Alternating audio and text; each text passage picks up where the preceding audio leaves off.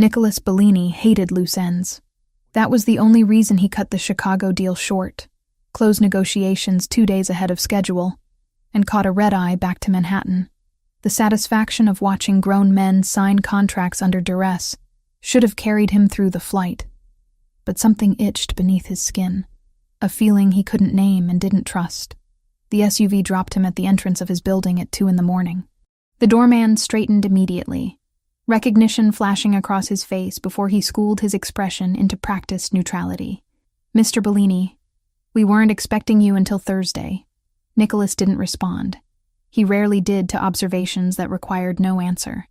The elevator ride to the penthouse was silent, except for the mechanical hum of cables and gears.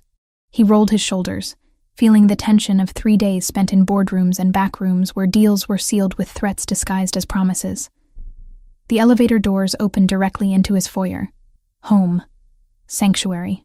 The one place in this city where he controlled every variable, every entrance, every breath of air that moved through the space.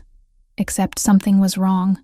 Nicholas froze, one hand instinctively moving to the weapon holstered at his hip. Years of survival had taught him to read spaces the way other men read books. Every detail mattered. Every object out of place was a potential threat. Women's shoes sat by the entrance. Small, worn sneakers that looked like they'd been walked in for miles. Not designer, not expensive. Definitely not his sister's style. His eyes tracked to the living room. A canvas tote bag rested on his leather sofa, contents spilling out. A water bottle. A paperback novel with a cracked spine. Keys attached to a cheap keychain. Lights spilled from the hallway leading to the bedrooms. Not the ambient glow of security lighting he'd programmed, but the harsh brightness of someone who'd turned on every switch. Nicholas drew his gun. The weight felt familiar in his palm, an extension of his hand. He moved through the penthouse with practiced silence, checking angles, clearing corners. The kitchen was empty, the dining room untouched. His office door remained closed, security panel still armed. That left the bedrooms. He approached the master suite, weapon raised, senses heightened to a razor's edge. The door stood ajar. Inside, he could hear water running. Not the aggressive spray of a shower, but the gentler sound of a bathtub being filled. Nicholas kicked the bathroom door open, gun trained on the space beyond, and froze. A woman stood in front of the mirror, wrapped in nothing but one of his white towels. Steam curled around her like smoke, droplets of water clinging to her shoulders and collarbone. Her hair hung wet and dark against her neck, several shades deeper than its natural color. She screamed. The sound was raw and genuine, born of pure terror. She stumbled backward until her spine hit the marble wall, hands clutching the towel tighter against her chest. Nicholas lowered the gun but didn't holster it. His heart hammered against his ribs, adrenaline still flooding his system. He forced his breathing to steady, forced his voice to emerge cold and controlled. "Who the hell are you?" The woman's eyes were wide, blue and terrified, darting between his face and the weapon in his hand. Her lips moved, but no sound came out. She was shaking, he realized. Full body tremors that made the towel slip slightly before she caught it. "I asked you a question."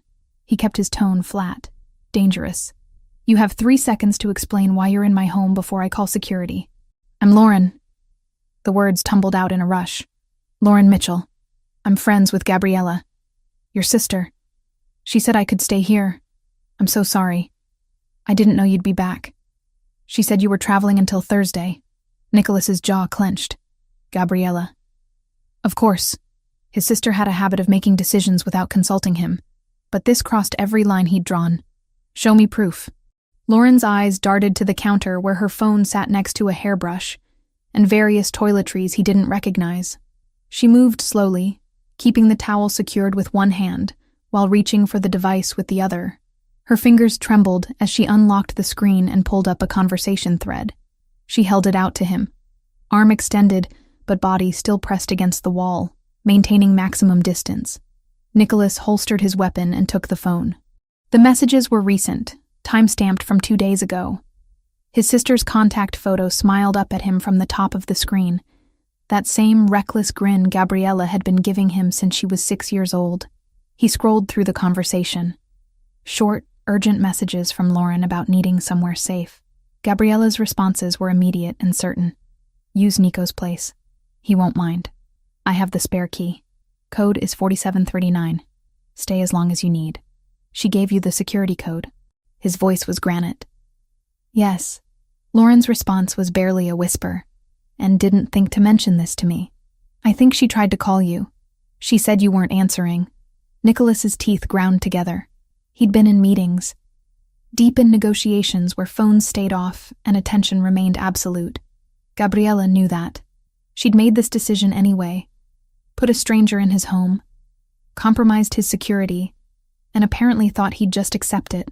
He thrust the phone back at Lauren, who took it with still trembling fingers. Get dressed. I'm sorry? I'm not having this conversation while you're wrapped in a towel. Put clothes on. Now. She nodded quickly, edging along the wall toward the door. He stepped aside to let her pass, catching a hint of his own soap on her skin. She'd used his shower, his products, invaded the one space that was supposed to be entirely his. There are clothes in the guest room closet, he added, voice clipped. My sister keeps things here. Lauren disappeared down the hallway, moving fast. Nicholas heard the guest room door close, the lock engage. Smart. She should be afraid. She should be terrified of what she'd walked into. He pulled out his phone and called Gabriella. It rang 4 times before going to voicemail. He didn't leave a message. Instead, he fired off a text. Call me. Now. While he waited, Nicholas moved through the penthouse again, this time analyzing with different eyes. The shoes by the door weren't just worn. They were cheap, the kind bought out of necessity rather than choice. The contents of the tote bag told a story. Protein bars, a half-empty bottle of ibuprofen, the novel with its broken spine suggesting it had been read and reread, and in the living room, partially hidden beneath a throw pillow, he found a phone charger and wallet. He opened the wallet. Inside was a driver's license showing Lauren Mitchell's face. Younger, but recognizable. Age 27. Address in Brooklyn. $63 in cash and a maxed-out credit card. Nicholas set the wallet down carefully. He was beginning to understand what Gabriella had done, and why she'd done it without asking permission. The guest room door opened. Lauren emerged wearing clothes that hung loose on her frame. Gabriella's sweatpants pooled around Lauren's ankles, held up by the drawstring tied tight. The hoodie was several sizes too large, sleeves covering her hands. She stood in the hallway, arms wrapped around herself, looking younger than 27, looking like someone who'd been running and had finally stopped. Sit. Nicholas gestured to the living room. She moved past him, giving him a wide berth, and perched on the edge of the sofa. He took the chair across from her, maintaining distance but keeping her in full view. Start from the beginning, he said, and don't leave anything out. Lauren swallowed hard. Her hands twisted in the oversized sleeves. I needed somewhere safe. Somewhere my ex-boyfriend wouldn't find me. Gabriella offered your place because you were traveling. Your ex-boyfriend. Nicholas leaned back, expression neutral. Why would he be looking for you? Because I left him. 3 days ago. He doesn't like when things don't go his way. That's not an answer. Lauren's jaw tightened. For the first time since he'd found her, something besides fear flashed in her eyes. Anger, maybe. Or exhaustion. Ryan is controlling. He was controlling. He monitored my phone, my computer, my bank accounts. He decided what I wore, where I went, who I could talk to. When I told him I was leaving, he locked me in the apartment for 2 days. Nicholas's expression didn't change, but something cold settled in his chest. How did you get out? He had to go to work. I broke the window in the bathroom and climbed down the fire escape. She pushed up the sleeves of the hoodie as she spoke, revealing her wrists. Dark bruises circled both, finger-shaped marks that made Nicholas's hands curl into fists. So you ran to Gabriella. She's my best friend, has been since college. She's the only person Ryan didn't succeed in cutting out of my life completely. Lauren's voice wavered. I didn't have anywhere else to go. Nicholas stood and walked to his office, unlocking the door with a code Lauren couldn't see. Inside, he accessed the security system and pulled up the footage from the past 48 hours. There she was, arriving at 2:30 in the afternoon 2 days ago. The camera showed her stepping off the elevator, jumping at the chime, looking around with wide eyes before entering the code Gabriella had given her. She'd been carrying only the tote bag, wearing the same clothes she'd been wearing when he found her. He fast-forwarded through the footage, Lauren making herself small in his space, sleeping on the sofa instead of the guest bed for the first night, eating sparingly from his kitchen, spending hours in the bathtub like she was trying to wash something off that wouldn't come clean. Nicholas closed the security feed and returned to the living room. Lauren hadn't moved, still perched on the edge of the sofa like she might need to run at any moment. "You've been here 2 days." "Yes. And your ex-boyfriend." "Ryan. Does he know you're here?" "No. God, no. Gabriella was the only person I told and she wouldn't tell him anything." Lauren's eyes widened. "He doesn't know, does he?" "Not yet." Nicholas pulled out his phone again. Still no response from Gabriella. But men like that don't stop looking. And if he has the resources you're suggesting, he'll find you eventually. Lauren's face went pale. She looked like she might be sick. "I'll leave. Right now. I shouldn't have come here. I shouldn't have put you in this position. It's 3 a.m. I don't care. I'll find somewhere else." "With $63 and a maxed credit card?" She flinched. "You went through my wallet. This is my home. Nothing here is private from me." Nicholas's voice was steel. "Sit down." Lauren had started to stand. She sank back onto the sofa, eyes bright with unshed tears. "I need to know more about Ryan," Nicholas continued. "Full name, where he works, what resources he has access to." "Why?" "Because my sister put you in my home, which makes you my responsibility until you leave it. And I protect what's mine." The words hung in the air between them. Lauren stared at him, trying to read past the cold mask he wore. She wouldn't find anything. Nicholas had spent years perfecting that control. "Ryan Foster," she finally said. "He works for some kind of import-export company. I don't know the details. He never talked about work, and when I asked questions, he'd get angry." Nicholas knew several import-export companies in this city. Most of them were fronts for operations that had nothing to do with legitimate trade. Does he have family? Friends? People he'd go to for help finding you? His father has money. Real money. Ryan uses that to his advantage. Lauren's hands twisted together. And he has a sister. Melissa. My sister. He's threatened to hurt her if I ever tried to leave. That was the detail that crystallized everything. Nicholas understood now why Gabriella had acted without permission. His sister knew him well enough to know he couldn't turn away from this. "Your sister? Where is she?" "Brooklyn?" "She's in nursing school at SUNY. She lives in the dorms." Nicholas made a note in his phone. He'd have someone checking on the sister by morning. If Ryan Foster was the kind of man who threatened women through their families, he was exactly the kind of problem Nicholas knew how to handle. "You'll stay here," he said, "until we figure this out. I can't ask you to do that." "You're not asking, I'm telling you." Nicholas stood, signaling the conversation was over. "The guest room is yours. Don't answer the door. Don't go near the windows. And don't leave this apartment without telling me first." Lauren nodded slowly, processing the sudden shift in her circumstances. "Thank you," she whispered. Nicholas didn't respond. He walked back to his office, already pulling up contacts on his phone. People who owed him favors. People who specialized in finding information others wanted hidden. Behind him, he heard Lauren move toward the guest room, her footsteps soft on his floors. The door closed quietly, lock engaging once again. Nicholas stared at the security monitor showing the empty hallway. 2 days ago, his biggest concern had been closing a deal in Chicago. Now he had a terrified woman in his guest room, an ex-boyfriend who sounded like a serious threat, and a sister who'd made decisions that would require a long conversation. He pulled up Gabriella's contact one more time. Still no response. Nicholas set the phone down and leaned back in his chair. The smart thing would be to send Lauren somewhere else. A hotel, a safe house. Anywhere that didn't compromise his security or draw attention to his home. But when he closed his eyes, all he could see were those bruises on her wrists. Those wide, terrified eyes when she'd seen his gun. The way she'd tried to make herself small, like disappearing was the only safety she knew. No, Lauren Mitchell wasn't going anywhere. Not until he made sure Ryan Foster understood exactly what happened to men who put their hands on women. Nicholas opened a new message thread and began typing. By morning, he'd know everything there was to know about Ryan Foster, and then he'd decide exactly how to handle this situation. Dawn broke over Manhattan with the kind of cold clarity that made the city look sharp enough to cut. Nicholas hadn't slept. Sleep was a luxury he couldn't afford when variables remained uncontrolled, and right now, everything about this situation felt wildly out of his control. He sat in his office, 3 monitors glowing in the pre-dawn darkness, information streaming across screens faster than most people could process. But Nicholas wasn't most people.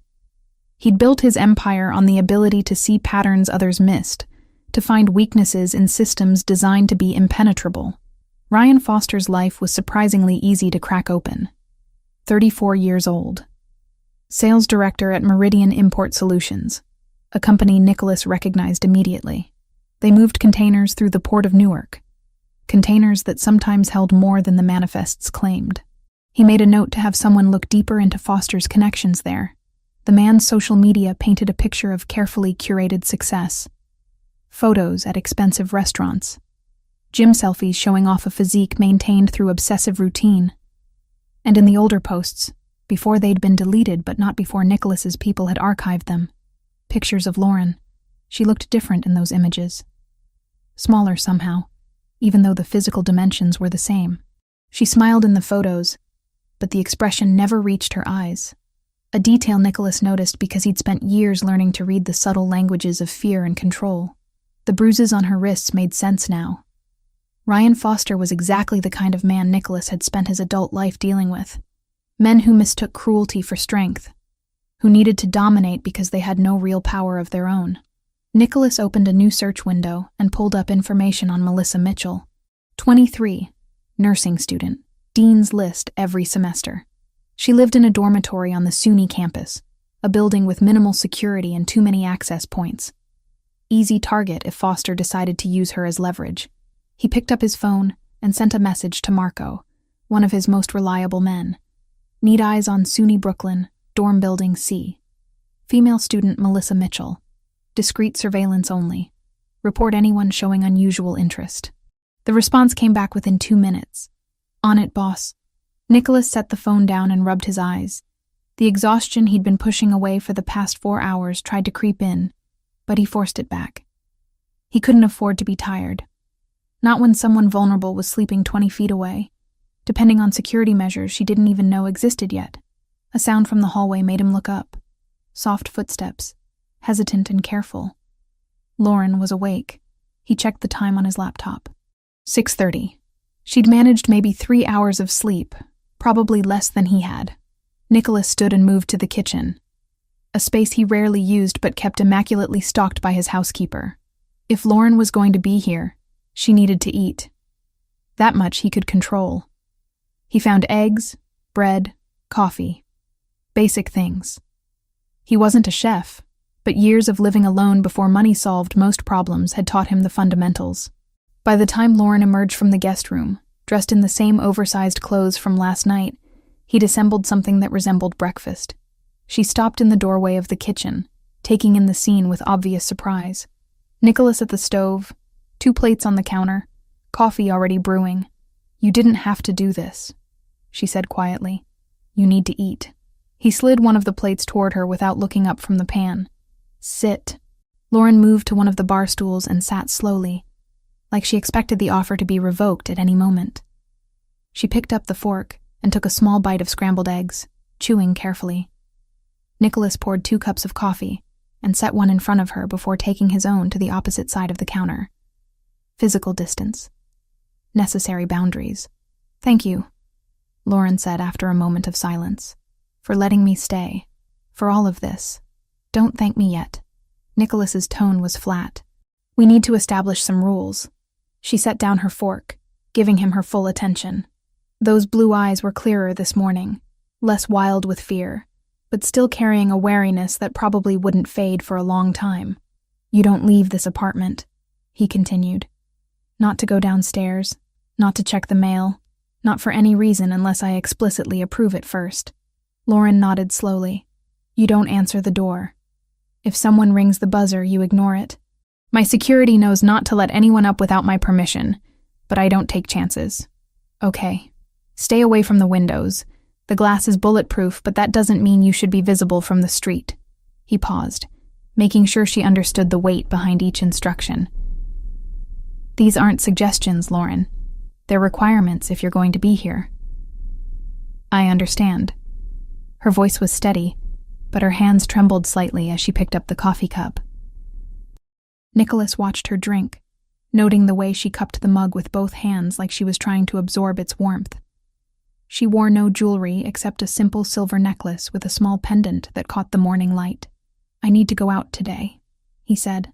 Arrange some things. You'll be alone here for a few hours. I'll be fine. I'm also adding extra security to the building. You won't see them, but they'll be there. Lauren's brow furrowed slightly. Is that necessary? I mean, Ryan doesn't know I'm here? Yet. Nicholas set his coffee down with deliberate precision. Your ex-boyfriend doesn't strike me as the type to give up easily. And if Gabriella was the only person you told, he'll eventually think to question her. The color drained from Lauren's face. I didn't think about that. That's why I'm thinking about it for you. He pulled out his phone and showed her a photo he'd compiled from public records. This is Ryan Foster, correct? Lauren glanced at the screen and immediately looked away, jaw tight. Yes. Nicholas pocketed the phone. The reaction told him everything he needed to know about how deep the fear ran. There's something else, Lauren said, voice barely above a whisper. About my sister, Melissa. Ryan knows where she goes to school. He's mentioned it before. Said he could find her anytime he wanted. I'm worried that if he can't find me, he'll go after her. Nicholas had been waiting for this. He'd already made the decision to protect Melissa Mitchell, but Lauren didn't need to know that yet. Information was currency, and he spent it carefully. Where does she live? SUNY Brooklyn. Dorm building C, 3rd floor. I'll make sure she's safe. Lauren's head snapped up. How? You don't even know her. I know people. That's enough. Nicholas stood, signaling the end of the conversation. Finish eating. I'll be in my office making calls. He walked away before she could ask more questions, before he could see the gratitude and confusion warring on her face. Gratitude made him uncomfortable. People thanked him for things he did out of calculation, not kindness. Back in his office, Nicholas pulled up a secure messaging app and contacted his attorney. Need a file started on Ryan Foster. Employment records, financial history, anything that can be used for leverage. And I want to know if he has a criminal record. The response was immediate. This personal or business? Both, Nicholas typed back. Consider it done. He spent the next hour making similar arrangements, pulling threads that would eventually weave into a complete picture of Ryan Foster's life. By the time Nicholas finished, he had surveillance on Melissa Mitchell, a private investigator digging into Foster's background, and security briefed on potential threats to watch for. The morning sun climbed higher, filling his office with natural light he usually ignored. But today, it made him aware of how little sleep he'd actually gotten, how the events of the past few hours had disrupted the careful routine he'd built. His phone buzzed. Finally. Gabriella. He answered on the first ring. Start talking. Good morning to you too, Nico. His sister's voice carried forced cheerfulness that immediately grated on his nerves. You gave a stranger access to my home. My security codes. My private space. Nicholas kept his voice low, but the anger beneath it was unmistakable. Without asking. Without even a courtesy call. I tried calling. You didn't answer. That's not permission, Gabriella. I know. Her tone shifted, losing the false brightness. I know, and I'm sorry. But you didn't see her, Nico. She showed up at my apartment at 2 a.m. with bruises all over and nowhere else to go. What was I supposed to do? Nicholas pinched the bridge of his nose. You were supposed to call me back. Leave a message. Send a text. Any form of communication that didn't involve compromising my security. Would you have said yes? The question hung between them. They both knew the answer. That's not the point. It's exactly the point. Gabriella's voice rose, passionate and defensive. Lauren is my best friend. She's been trapped with that bastard for 2 years, and when she finally got the courage to leave, I wasn't going to turn her away because you might say no. Nicholas heard movement in the hallway outside his office. Lauren, probably trying not to eavesdrop, but unable to help hearing raised voices through the partially open door. He switched to the language they'd grown up speaking, Italian rolling off his tongue with the ease of childhood habit. You put her at risk by bringing her here. You put yourself at risk. And you did it without thinking about the consequences. Gabriella responded in kind, her accent sharper than his. I thought about the consequences of doing nothing. That seemed worse. They argued for another 5 minutes, voices rising and falling in the rapid-fire exchange of two people who'd spent their entire lives pushing each other's buttons. Nicholas catalogued every point where Gabriella had acted recklessly, every decision made from emotion rather than logic. She countered with every time he'd prioritized control over compassion, safety over humanity. Finally, Gabriella's voice softened. Is she okay? Lauren? Is she safe? Nicholas glanced toward the hallway. He could see Lauren's shadow, hovering just out of sight. She's fine. She'll stay here until we figure this out. Thank you. Gabriella's relief was audible. I know I should have asked. I know I messed up. But thank you for taking care of her anyway. Nicholas ended the call without responding to the gratitude. He set the phone down and found Lauren standing in the doorway, arms wrapped around herself in that defensive posture he was starting to recognize. I understood some of that, she said carefully. Enough to know she was defending me. My sister makes impulsive decisions. Usually, I'm left cleaning up the aftermath. Nicholas stood and moved past her into the hallway. This time is no different. I'm not a mess that needs cleaning up. He stopped, turning to face her. She'd straightened her spine, chin lifted slightly in defiance. Good. Fear was necessary for survival, but too much of it made people weak. No, he agreed. You're a complication. There's a difference. Lauren flinched at the bluntness, but didn't back down. Then let me leave. I'll find somewhere else to go. You don't owe me anything. I told you last night. You're my responsibility now. That doesn't change because it's inconvenient. I don't want to be anyone's responsibility. What you want stopped mattering the moment you used my security code. Nicholas's voice was cold, final. You're here. You'll follow my rules. And when it's safe for you to leave, I'll tell you. Until then, stop arguing with the only person keeping you alive. The words landed like blows. Lauren's defiance crumbled, replaced by exhausted acceptance. She nodded once and retreated back toward the guest room. Nicholas watched her go, then checked his watch. Almost noon. Time to make good on his promise to secure the building. He left the apartment, taking the elevator down to the lobby where building management kept offices. The conversation with security took less than 10 minutes.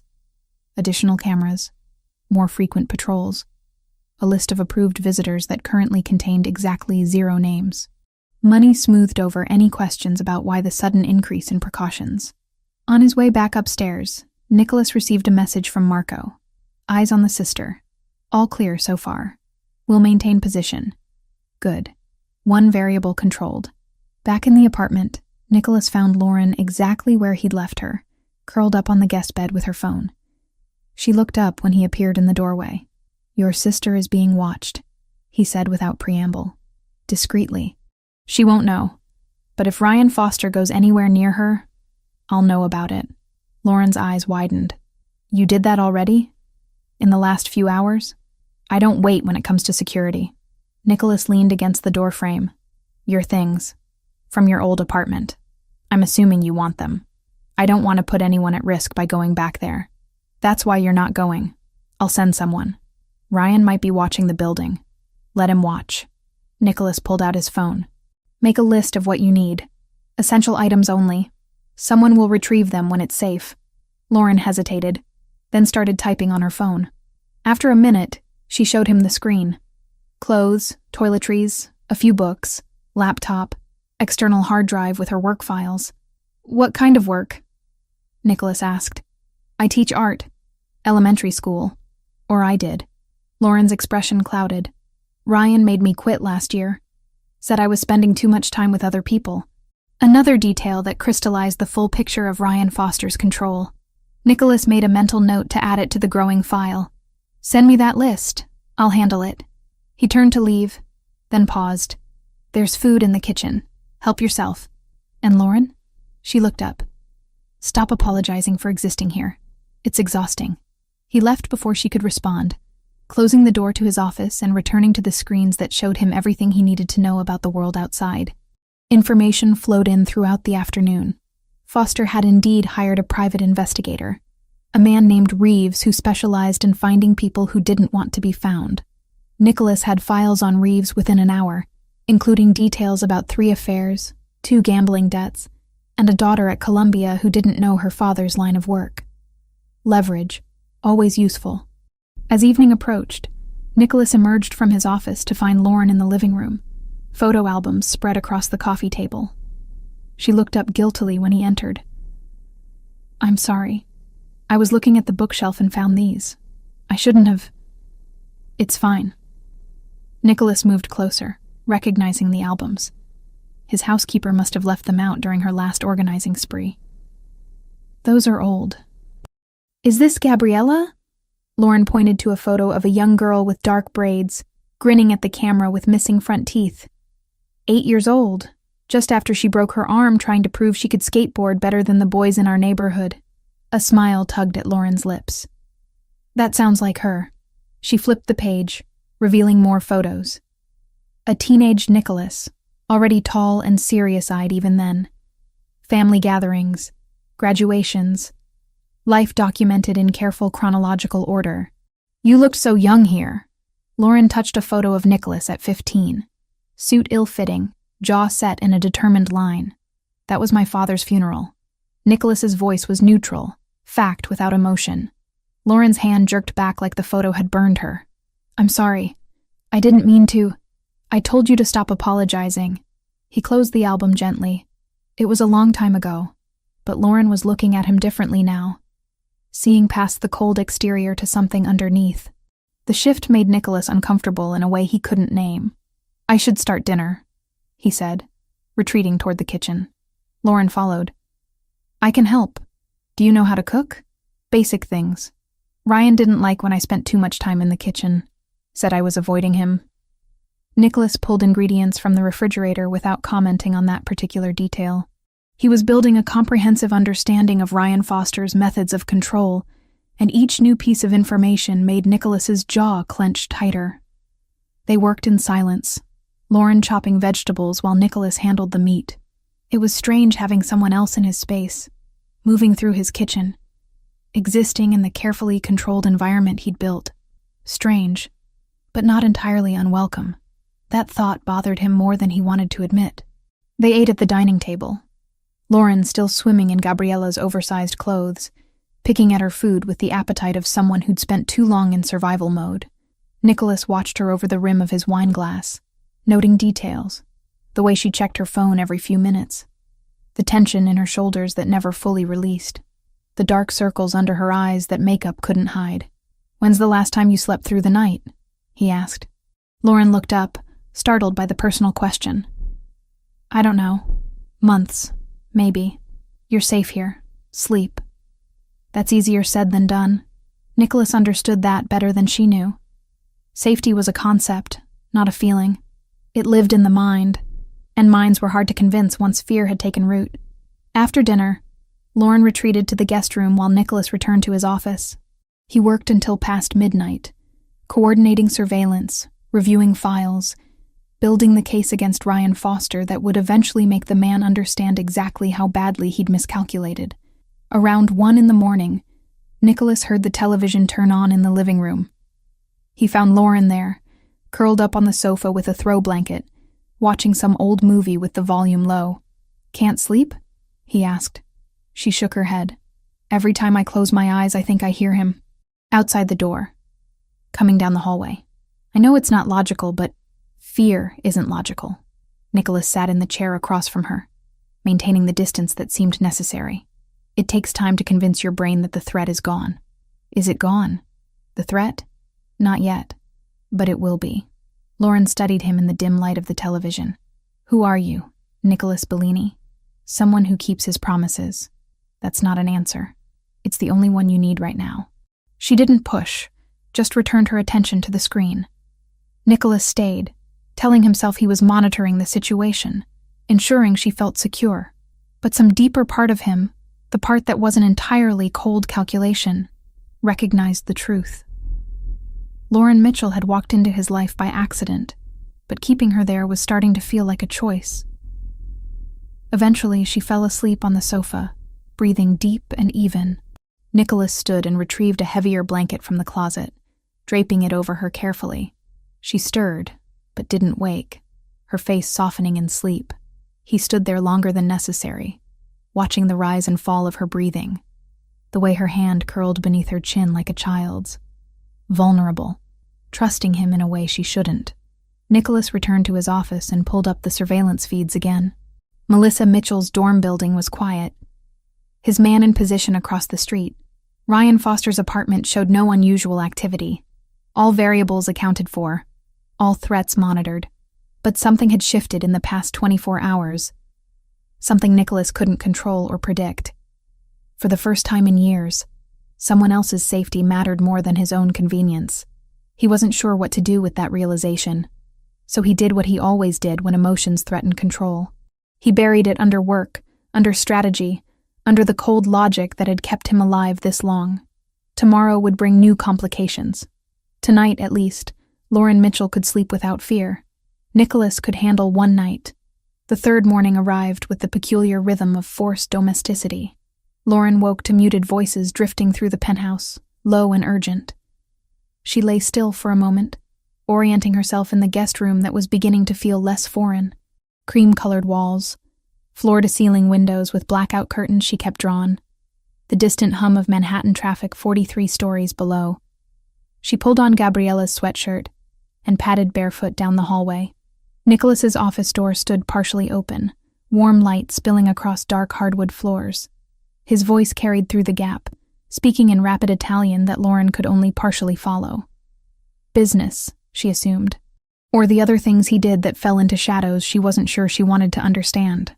The kitchen was pristine, untouched since they'd cleaned up dinner the night before. Lauren moved through the space with growing confidence. No longer afraid to open cabinets or use the expensive espresso machine that probably cost more than her monthly rent used to be. She ground beans, the mechanical sound filling the silence, and watched dark liquid drip into 2 white ceramic cups. The conversation in the office stopped. Footsteps approached. Nicholas appeared in the doorway, phone still in his hand, dark hair slightly disheveled from running his fingers through it. He wore black dress pants and a white shirt, sleeves already rolled to his elbows despite the early hour. His eyes tracked to the coffee cups, then to her face. "You didn't have to do that," he said. "I wanted to be useful." Lauren slid 1 cup across the counter toward him. "Besides, you've made breakfast twice now. This is the least I can do." He picked up the cup and took a sip, eyes never leaving hers over the rim. "It's good. My one marketable skill, making coffee." She attempted a smile that felt brittle on her face. "Well, that and teaching 8-year-olds about finger painting, though I'm currently unemployed, so maybe neither skill is particularly marketable." Nicholas set the cup down with deliberate care. "About that. Your job. Did you quit, or did Ryan make you quit?" Lauren's grip tightened on her own cup. "Why does it matter?" "It matters." She looked away, studying the grain pattern in the marble countertop. "He said I was spending too much time with other people's children, that I was using work as an excuse to avoid him. He made me call the principal and resign while he listened on speakerphone." The muscle in Nicholas's jaw flexed, the only visible reaction to information that clearly affected him more than he showed. When was this? Last March, 13 months ago. The timeline was burned into her memory, another marker in the slow erosion of her life. After that, I wasn't allowed to leave the apartment without him. He said it was for my safety, that the neighborhood was dangerous. But really, it was just another way to keep track of where I was every minute of every day. Nicholas's phone buzzed against the counter. He glanced at the screen and his expression shifted, something cold and focused sliding into place. "That's my attorney," he said, already moving back toward his office. "Wait here." He disappeared through the doorway, and Lauren heard the conversation resume, this time in English, clipped and professional. She caught fragments. Legal implications, and filing false reports, and leverage if needed. Her stomach twisted. Whatever Nicholas was doing, it involved lawyers and strategy and resources she couldn't begin to comprehend. Part of her wanted to know every detail. Another part, the part still learning to trust, worried about what debts she might be accumulating without realizing it. 10 minutes later, Nicholas emerged with an expression that made Lauren's pulse spike. "What is it?" she asked. "What happened?" "Your ex-boyfriend filed a police report yesterday." Nicholas's voice was controlled, factual, claiming you stole $15,000 from him before you left. He circulated your photo to local precincts and hired a private investigator to find you. The room tilted slightly. Lauren gripped the edge of the counter to steady herself. "That's not true. I didn't take anything from him. I barely escaped with my purse." "I know." Nicholas moved closer, not touching, but solid and grounding in his certainty. "The report is fabricated. My attorney is already working on documentation to prove it, but that's not what concerns me right now. What concerns you? Ryan Foster also mentioned your sister in the report. Said she might know your whereabouts.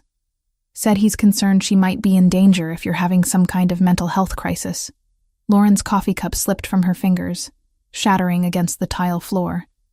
Brown liquid spread across white stone like blood. "Melissa," she whispered. "He's going after Melissa. He's laying groundwork." Nicholas pulled out his phone, already typing, creating a narrative that makes him look like the concerned boyfriend, and you look unstable. It's calculated. I have to warn her. I have to call her right now. Lauren lunged for the phone Nicholas had given her 2 nights ago, but he caught her wrist, gentle but immovable. "Not yet. Wait." "Wait?" Her voice rose, panic sharp and cutting. "He knows where she lives. He knows her schedule. If he goes to her campus, if he convinces her that I'm in trouble, he won't get near her." Nicholas released her wrist and turned his phone screen toward her. "A text conversation with someone named Marco. I've had surveillance on your sister since the morning after you arrived. She's protected." Lauren stared at the screen, reading messages about shift changes and all clear reports and coordinates that mapped to Melissa's dorm building. The timestamps went back 48 hours. "You've been watching her," Lauren said slowly, "for 2 days. And you didn't tell me. I didn't want to worry you until there was something concrete to worry about. That's not your decision to make." The anger surprised her, hot and sudden after days of careful gratitude. "She's my sister. I have a right to know when she's being watched by strangers. They're not strangers. They're professionals who work for me. That's not better, Nicholas. That's worse." Lauren stepped back, putting distance between them. "You can't just make decisions about my family without telling me. You can't control every variable in my life just because I'm staying in your apartment." Something flickered across Nicholas's face. Not anger, but something close to it. Frustration, maybe, or the kind of cold calculation that preceded difficult conversations. "Sit down," he said. "I don't want to sit down." "Lauren, sit." She sat, more from the exhaustion of constant fear than from obedience. Nicholas remained standing, towering over her in a way that should have felt threatening, but somehow didn't. "I'm going to ask you questions," he began, "and I need you to answer them honestly, even if it's painful. Can you do that?" "Why?" "Because I can't protect you if I don't understand what I'm protecting you from." Lauren wrapped her arms around herself, a defensive gesture she couldn't quite suppress. "Fine. Ask. How long were you with Ryan?" 2 years. A little more. When did the control start? She had to think about that, trace back through memory to find the precise moment when concern became possession. Maybe 6 months in. Little things at first. He wanted me to text him when I got to work, when I left, who I was with. Said it made him feel better to know I was safe. And you thought that was care. At first, yes. Shame heated her face. By the time I realized it wasn't care, it was too late. He had access to my bank account. He'd convinced me to move in with him, so I'd given up my old apartment. My friends had stopped calling because I always had excuses for why I couldn't see them. Nicholas listened without interruption, his focus absolute. When she paused, he prompted with another question. "Did he ever hit you?" "No, not with his fists." Lauren's hands twisted in her lap. "But there were other things. Blocking doorways so I couldn't leave a room until he decided the argument was over. Holding my wrists when he wanted me to listen. Breaking things I cared about when he was angry." The bruises on her wrists had faded to yellow-green, but Nicholas's eyes tracked to them anyway. "Your phone," he continued. You said he monitored it. How? Some app he installed. I didn't even know it was there until I found it by accident last month. He could see every call, every text, every website I visited. He knew where I was at all times through GPS tracking. That's illegal in New York without consent. I know that now. I didn't know it then, or if I did, I was too scared to do anything about it. Lauren met his gaze, willing him to understand. You have to realize, by the end, I wasn't thinking clearly. He'd spent 2 years convincing me that everything was my fault, that I was lucky he loved me despite how difficult I was. I believed him. Nicholas's expression remained neutral, but his hands had curled into fists at his sides. She wondered what he was thinking, what judgment he was forming about her weakness, her stupidity, all the ways she'd failed to save herself. Your family, Nicholas said instead. Parents. Dead. Car accident when I was 19. Melissa was 14. I raised her after that, or tried to. Put her through high school while I finished college. She's the only family I have left. And Ryan knew that. Yes, he knew exactly how to threaten me. Knew I'd do anything to keep her safe. Nicholas nodded slowly, processing information, building some kind of internal framework she couldn't see. He pulled out his phone again and made a call, speaking to someone about background checks and financial records and surveillance footage from specific dates. All business, all cold efficiency. When he finished, he looked at Lauren with something that might have been approval. You're stronger than you think you are, he said. I don't feel strong. Strength isn't about how you feel. It's about what you do despite how you feel. You left him. That took more courage than staying ever would have. The unexpected validation made her throat tight. She blinked against the burn of tears and forced herself to breathe. Thank you, she managed, for understanding, for not making me feel stupid about how long I stayed. People who haven't been in that situation don't get to judge how you survived it. Nicholas moved to the shattered coffee cup on the floor and began picking up pieces, depositing them in his palm with careful precision. I'm going out this afternoon. I have some things to acquire for you. What things? Tools, electronics. Things you need that can't be traced back to you. He dumped the broken ceramic in the trash and washed his hands. While I'm gone, you'll stay here. Don't answer the door. Don't go on the balcony. Same rules as before. How long will you be gone? 2 hours. Maybe 3. Lauren nodded, anxiety already building at the thought of being alone in the massive penthouse. Nicholas seemed to sense it because he crossed the kitchen and stood close enough that she had to tilt her head back to maintain eye contact. You're safe here, he said quietly. The building security is on my payroll. The doors are reinforced. The windows are bulletproof. Nothing and no one can get to you without going through me first. What if Ryan finds out I'm here? Then he'll make the last mistake of his life. The words should have frightened her. Instead, they settled something restless in her chest. A wild thing that had been running for too long and was finally allowed to stop. Nicholas left an hour later, disappearing into the elevator with final instructions that Lauren barely heard. She spent the afternoon moving through the penthouse like a ghost, touching expensive furniture and examining artwork that probably belonged in museums.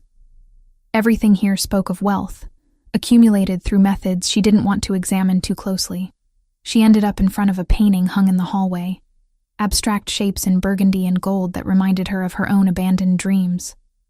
Before Ryan, she'd wanted to paint, had filled notebooks with sketches and color studies, had imagined a life where art was more than just something she taught to children. When Nicholas returned, he found her there, staring at the canvas with an expression he couldn't quite read. You like it? He asked. Lauren startled, not having heard him arrive. It's beautiful. Whoever painted this understood color theory at an instinctual level. Nicholas set down several shopping bags and moved to stand beside her. My mother painted it. Years ago, before she died. I'm so sorry. I didn't mean... Stop apologizing. But his voice was softer now, lacking its usual sharp edge. She would have liked hearing someone appreciate it. Most people just see expensive decoration. It's more than that. It's freedom captured on canvas. Look at how the colors flow without constraint. Nicholas studied her profile instead of the painting. Is that what you see? Freedom? That's what she felt when she painted it. You can tell. They stood in silence, shoulders almost touching, both looking at the same painting but seeing different things. Finally, Nicholas stepped back and retrieved the shopping bags. "Come here. I want to show you something." Lauren followed him to the dining table where he began removing items. A brand new laptop, sleek and compact. A cell phone still in its packaging. A tablet, charging cables and cases. "These are registered under a corporate account that can't be traced to you," Nicholas explained. "The phone has a secure operating system. The laptop comes with VPN software already installed. Nothing you do on these devices can be tracked by Ryan or anyone else." Lauren touched the phone box with tentative fingers. "This is too much." "It's necessary. You need to be able to communicate safely. Check email. Look for jobs eventually. Live your life without constantly looking over your shoulder. I can't afford any of this. I'm not asking you to pay for it. But I should. I can't just take—" Nicholas cut her off with a look. "Consider it an investment in my peace of mind. If you have the tools to function independently, you're less vulnerable. That makes my job easier." It was the most practical argument he could have made, one that didn't demand gratitude or create debt. Lauren found herself nodding. "Thank you," she said simply. They spent the next hour setting up the devices, Nicholas walking her through security protocols and backup systems with the patience of someone who understood technology at a fundamental level. When everything was configured, he ordered dinner from a restaurant Lauren didn't recognize, and they ate at the table while the city glittered beyond the windows. "Tell me about your life before Ryan," Nicholas said between bites. "What did you want?" The question caught Lauren off guard. No one had asked her that in years. "I wanted to paint," she admitted. "Really paint, not just teach it. I used to visit galleries every weekend, study different artists, imagine what it would feel like to see my own work hanging on those walls. Why didn't you? Money. Time. Feared that I wasn't good enough." She picked at her food. "Then Ryan happened. And wanting things for myself started to feel selfish. That's what men like him do. Convince you that your dreams are selfishness. You sound like you've dealt with men like him before." Nicholas's expression darkened. "More than I'd like. They're a particular kind of coward. The kind who needs someone weaker to make themselves feel strong. What do you do with them when you encounter them?" "I make sure they understand the hierarchy." He took a sip of wine, eyes never leaving hers. "That there are levels of power they'll never reach, and stepping above their station has consequences." It was the closest he'd come to admitting what he actually did. The business that afforded penthouses and security teams and the ability to make problems disappear. Lauren should have pressed for details, demanded honesty about what she'd walked into. Instead, she asked, "What about you? What do you want?" Nicholas considered the question longer than she expected. "Control," he finally said, "of my time, my space, my decisions. I spent too many years having those things dictated by other people. Now I make sure no one has that power over me again. Is that why you live alone?" "It's why I've always lived alone. Until 3 days ago." The acknowledgement hung between them, heavy with implication. Lauren took a careful sip of her own wine, feeling the warmth spread through her chest. "Does it bother you?" she asked. "Having me here?" "It's an adjustment." Nicholas leaned back in his chair, but not an unwelcome one. They finished dinner with easier conversation, the kind that didn't carry the weight of trauma or threat. Lauren talked about museums she'd visited, artists who'd influenced her, the dream of having her own studio space someday. Nicholas listened with an attention that made her feel seen in a way she'd forgotten was possible. When they finally cleared the table, exhaustion pulled at Lauren's edges. She said goodnight and retreated to the guest room, but sleep remained elusive. The new phone sat on the nightstand, tempting and dangerous. She picked it up and navigated to a secure browser, typing her sister's name into a search engine before she could stop herself. Melissa's social media profiles were public, filled with photos of campus life and study groups, and the casual confidence of someone who didn't know danger was circling. Lauren's chest ached looking at her sister's smile, so young and unguarded. A soft knock on the door made her jump. "Come in," she called. Nicholas entered, carrying a steaming mug. "Thought you might want tea." "Chamomile. It helps with sleep." "How did you know I was awake?" "I heard you moving around." He set the mug on the nightstand. "What are you looking at?" Lauren turned the phone screen toward him, showing Melissa's latest post from 3 hours ago. A selfie in the dorm common room, textbooks spread around her. Caption reading, "Nursing school is trying to kill me, but at least the coffee is good." "She looks happy," Nicholas observed. "She doesn't know anything. About Ryan, about me being here, about men watching her from across the street." Lauren's voice cracked. "I hate that I brought this into her life." "You didn't bring this into her life. Ryan Foster did." Nicholas sat on the edge of the bed, maintaining appropriate distance. "And tomorrow, if you want, you can call her. Use the secure phone. Tell her what's happening. She deserves to know. Will she be safe? If I contact her, the phone is untraceable, and my people will make sure she's protected whether she knows it or not." He stood to leave, then paused at the door. "Lauren, you're not alone in this anymore. Let that sink in." After he left, Lauren sat in the quiet dark, sipping tea that tasted like comfort and safety. Outside, Manhattan hummed with its restless energy. Inside, for the first time in longer than she could remember, the fear that usually kept her awake began to recede.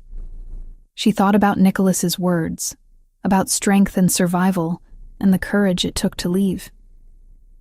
About the freedom her own mother had painted into abstract shapes before her death. About dreams that had been sleeping too long. Tomorrow she would call Melissa. Tomorrow she would start rebuilding the pieces of herself that Ryan had systematically dismantled. Tonight, she would rest in the knowledge that someone was standing between her and the darkness, someone who understood control, but wielded it differently, who saw her weakness and didn't exploit it. Lauren finished the tea and set the empty mug aside. The new phone glowed softly on her nightstand, full of possibility and connection. She plugged it in to charge, and finally let her eyes close. In his office down the hall, Nicholas reviewed surveillance footage and updated files, and made plans for tomorrow's moves in a chess game Ryan Foster didn't even know he was losing. But part of his attention remained tuned to the hallway, to the woman sleeping in his guest room, to the shift happening inside him that had nothing to do with strategy and everything to do with something he'd spent years avoiding. He told himself it was just responsibility, just keeping a promise to his sister, just doing what needed to be done. But the truth was beginning to surface anyway, patient and inevitable as dawn. After 5 days in the apartment, something unexpected happened. Not a crisis or a threat, but the quiet formation of routine. Nicholas found himself adjusting his schedule without conscious thought, working from the penthouse instead of his downtown office, taking calls in the early morning hours when Lauren was still asleep, emerging for breakfast at times that coincided with hers. He told himself it was practical. Monitoring the situation required proximity. But the truth sat heavier in his chest each morning when he heard her moving through his space, no longer tiptoeing like an intruder, but walking with the confidence of someone who belonged. That morning, Nicholas finished a conference call with associates in Chicago and stepped out of his office to find Lauren standing in the living room, staring at the dining table with an expression caught between confusion and something that looked dangerously close to hope. Art supplies covered the dark wood surface. Watercolor pads, professional-grade brushes still in their packaging, tubes of paint in colors that spanned the full spectrum. A portable easel leaned against a chair. Pencils, charcoal, fixative spray, everything an artist might need to actually create instead of just dream. Lauren turned when she heard his footsteps, eyes wide and questioning. "Did you do this?" she asked. Nicholas moved closer, surveying the supplies with feigned casualness. "You mentioned wanting to paint. These were delivered this morning. Nicholas, this is hundreds of dollars worth of materials. I can't accept—" "You're not accepting. You're using." He picked up one of the watercolor pads, flipping through blank pages. "Consider it payment for tolerating my presence at breakfast every morning." A laugh escaped her, surprised and genuine. "You're paying me to eat with you? I'm providing tools. What you do with them is your choice." He set the pad back down. "My housekeeper was going to throw out that corner of the guest room anyway. Might as well fill it with something useful." The lie was transparent, but Lauren didn't call him on it. Instead, she reached out and touched one of the brush handles with reverent fingers. "Thank you," she said softly. This means more than you know." Nicholas nodded once and retreated to his office, before the gratitude could settle too deeply. He had work to complete, calls to make, a situation to manage. The art supplies were strategic, a way to keep Lauren occupied and calm. Nothing more. He almost believed it. An hour later, his phone buzzed with a message from Marco. Old apartment clear. No surveillance detected. Safe to retrieve items. Nicholas stood and found Lauren in the guest room, already experimenting with the watercolors, testing colors on scrap paper with the focus of someone rediscovering a lost language. "Your apartment is clear," he said from the doorway. "We can get your things today." Lauren's head snapped up. "Really? You're sure it's safe? My people have been monitoring it for 48 hours. Ryan hasn't been near the building. Either he's given up on that location or he's looking elsewhere.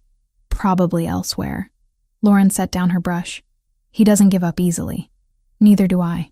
Nicholas pulled out his phone. "I'm having Gabriella meet my driver there. She has your spare key, correct?" "Yes, but I should go." "I know where everything is. What's important? You're staying here." The familiar argument rose in Lauren's throat. Nicholas could see it building.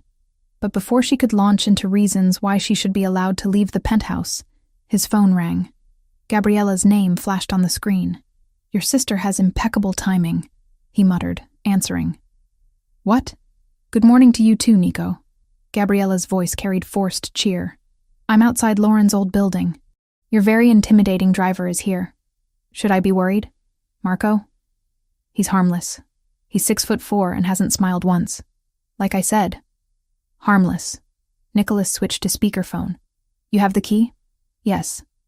And I brought extra bags in case there's more than Lauren remembers." Papers rustled in the background. "Is she okay? Can I talk to her?" Nicholas held the phone toward Lauren, who took it with both hands. "Gabby, you don't have to do this." "Of course I do. What are friends for, if not breaking into abandoned apartments to steal back your stuff?" Gabriella's tone shifted, losing its lightness. "How are you, really? My brother isn't being too controlling, is he?" Lauren glanced at Nicholas, who made no attempt to hide that he was listening. "He's been good to me," Lauren said carefully. "Better than I deserve." "You deserve everything, Lauren. Don't forget that." Gabriella's voice hardened. "Nico, you still there?" "Unfortunately." "Treat her right. I mean it. She's not one of your business arrangements." Nicholas felt irritation spike in his chest. "I'm aware of that." "Good. Because if you hurt her, I know where you live. You're literally standing outside an apartment I own. Your threats need work." Lauren pressed her lips together to suppress a smile. The siblings bickered for another minute before Gabriella ended the call with a promise to be at the penthouse within 2 hours. "Your sister is protective of you," Nicholas observed. "She's the only family I had for a long time. Before Melissa, I mean." Lauren handed the phone back. "She was there when I had nothing. Literally nothing. I showed up at her apartment after my parents died, with a garbage bag full of clothes and about $50 in cash. She took me in without question. Loyalty like that is rare. Which is why I need to make sure I'm not putting her in danger by being here." Nicholas pocketed his phone and leaned against the doorframe. "Gabriella can handle herself. She's been navigating my world since she was old enough to understand what our family actually does." It was the most direct acknowledgement he'd made about the nature of his business. Lauren absorbed it without visible reaction. "What does your family do, Nicholas?" "Import, export, security consulting." The answers were technically true. Various interests that require discretion. "That's not a real answer." "It's the one I'm giving you right now." Lauren's jaw tightened, but she didn't push. Instead, she turned back to her watercolors, dismissing him with the focus of her attention. Nicholas recognized the tactic. It was one he used himself when conversations ventured into territory he preferred to avoid. He returned to his office and pulled up the latest report from his investigator. The information that loaded on his screen made his blood run cold. Ryan Foster's connections ran deeper than anticipated. Meridian Import Solutions wasn't just moving containers through Port Newark. They were processing shipments for the Cartel del Golfo, one of Mexico's most dangerous criminal organizations. The implications were staggering. This wasn't a domestic abuser with resources. This was a man connected to people who made violence a business model. Nicholas picked up his phone and called his attorney. "Tell me you've seen the report on Foster," he said without preamble. "Just came through 10 minutes ago." This changes the situation significantly. That's an understatement. If Foster has cartel connections, he has access to resources I didn't account for. Nicholas pulled up additional files on his computer. "We need to move faster. I want everything we can use against him compiled by end of day. Already working on it. But Nicholas, if the cartel is involved even peripherally, we need to consider bringing in federal authorities." "No, this is above your pay grade." "Nothing is above my pay grade." Nicholas's voice dropped to ice. "Foster put his hands on a woman under my protection. The cartel connection doesn't change that. It just means I need to be more creative about how I handle it." His attorney sighed. "You're going to do what you want, regardless of my advice, aren't you? That's why I pay you to make sure it's legal. Or at least defensible." Nicholas ended the call and sat back in his chair, mind working through scenarios and contingencies. A woman with cartel connections pursuing her was exponentially more dangerous than a controlling ex-boyfriend with money. The rules changed, the stakes elevated. He needed to keep Lauren close, under constant protection, until he could neutralize the threat permanently. The doorbell chimed 2 hours later. Nicholas checked the security camera and saw Gabriella standing in the hallway, arms loaded with bags and boxes, Marco behind her carrying even more. He opened the door, and Gabriella pushed past without greeting, making directly for the guest room where Lauren waited. The reunion was immediate and emotional. Nicholas stood back and watched as the women embraced, Lauren dissolving into tears against Gabriella's shoulder. His sister murmured comfort in Spanish and Italian, mixing languages the way she always did when emotions ran high. "I was so scared," Lauren sobbed. "I didn't know where else to go. You came to exactly the right place. My brother might be emotionally stunted, but he's good at keeping people safe." "I heard that," Nicholas called from the doorway. "You were meant to." Gabriella pulled back from Lauren and wiped tears from her friend's face. "Look at you. You're eating, right? Sleeping? My brother isn't working you to death as unpaid staff?" "He's been..." Lauren glanced at Nicholas. "Kind, in his own way." Gabriella followed her gaze and something shifted in her expression. She saw what Nicholas had been trying to ignore. The way Lauren looked at him with trust that hadn't been earned yet, with gratitude that made him uncomfortable, with something else he refused to name. "Nico, help me with these bags," Gabriella ordered. They carried boxes into the guest room in silence. When the last one was deposited, Gabriella grabbed his arm and pulled him into the hallway, out of Lauren's earshot. "You like her," she hissed in Italian. "I'm helping her. There's a difference. You bought her art supplies, you're working from home. You haven't kicked her out even though having her here disrupts everything about your carefully controlled life." Gabriella poked his chest. "You like her." Nicholas removed her finger with deliberate care. "What I feel is irrelevant. She needs protection. I'm providing it. Keep telling yourself that." Gabriella switched to English, voice softer. "But Nico, be careful. She's been through hell. The last thing she needs is someone else with control issues." The barb hit deeper than Nicholas wanted to admit. "I'm not Ryan Foster. I know that." "But do you?" Gabriella squeezed his arm once, then returned to the guest room where Lauren was unpacking boxes with shaking hands. Nicholas retreated to his office, Gabriella's words echoing uncomfortably in his head. He wasn't like Foster. He didn't use control to diminish people. He used it to protect them, to create order and chaos, to prevent the kind of violence that had taken his father and shaped his entire life. But the line between protection and possession was thinner than he liked to acknowledge. An hour later, after Gabriella had left with promises to visit again soon, Nicholas found Lauren in the living room. She'd spread her recovered belongings across the sofa, sorting through them with methodical care. Books, clothes, jewelry, the accumulated evidence of a life interrupted. She held a small wooden box, fingers tracing the carved lid. "My mother's," she explained without him asking. "She kept letters in here, from my father when they were dating. I thought Ryan had thrown it away, but Gabriella found it in the back of the closet." Nicholas moved closer, drawn despite himself. "You should keep that somewhere safe." "I will." Lauren opened the box and removed a stack of faded envelopes. These are the only proof I have that my parents loved each other, that good relationships exist. They do exist, just not with men like Foster. Lauren looked up at him, blue eyes searching. What about with men like you? The question hung between them, heavy with implication.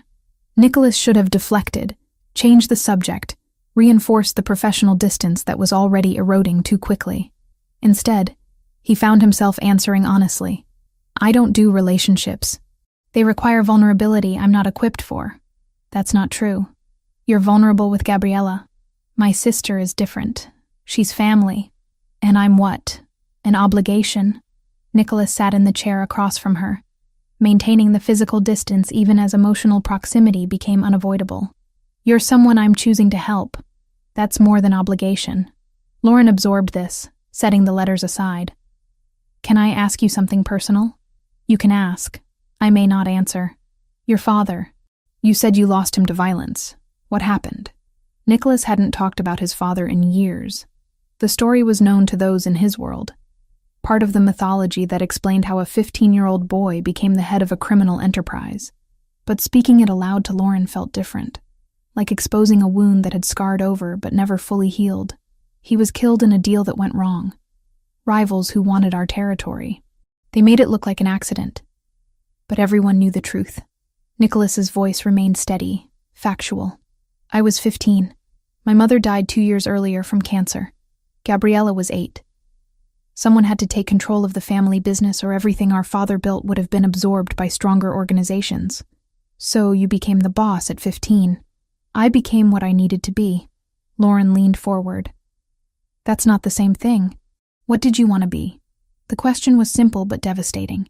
Nicholas realized he couldn't remember the last time someone had asked what he wanted instead of what he'd achieved. It doesn't matter. I made my choices. It matters to me.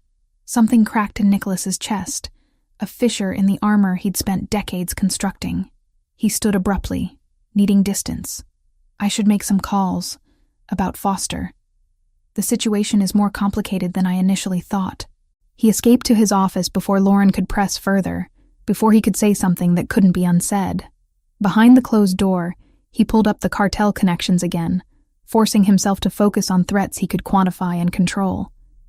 But part of his attention remained with the woman in his living room, sorting through pieces of a broken life, asking questions that had no safe answers. That night, long after Lauren had gone to bed, Nicholas sat in his office reviewing security footage and updated reports. Everything was quiet. No movement near Melissa's dorm. No sign of Foster. No immediate threats, which was exactly when Nicholas's instincts screamed that something was wrong. The scream cut through the quiet penthouse like a knife. Nicholas was on his feet and moving before conscious thought caught up. He crossed the living room in seconds, threw open the guest room door without knocking.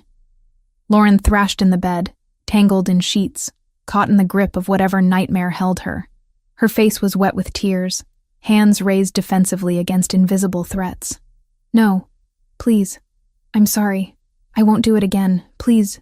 Nicholas approached the bed carefully. Lauren, wake up. She didn't hear him, lost too deep in whatever hell her mind had constructed. Her breathing came in ragged gasps. Panic attack building. He sat on the edge of the bed and caught her wrists gently, pinning them without force. Lauren, you're safe. Open your eyes. She fought against his hold, still trapped between sleeping and waking.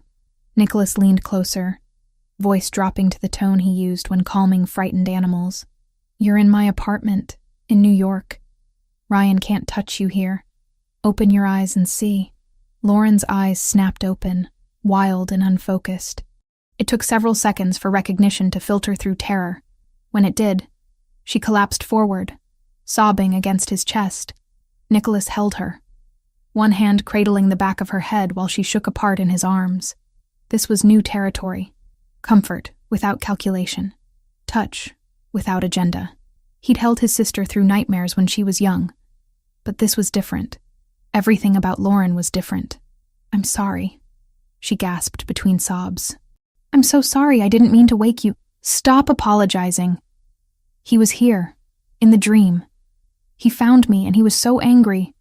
He's not here. I promise you, he's not here. Lauren's fingers clutched his shirt, holding on like he was the only solid thing in a shifting world.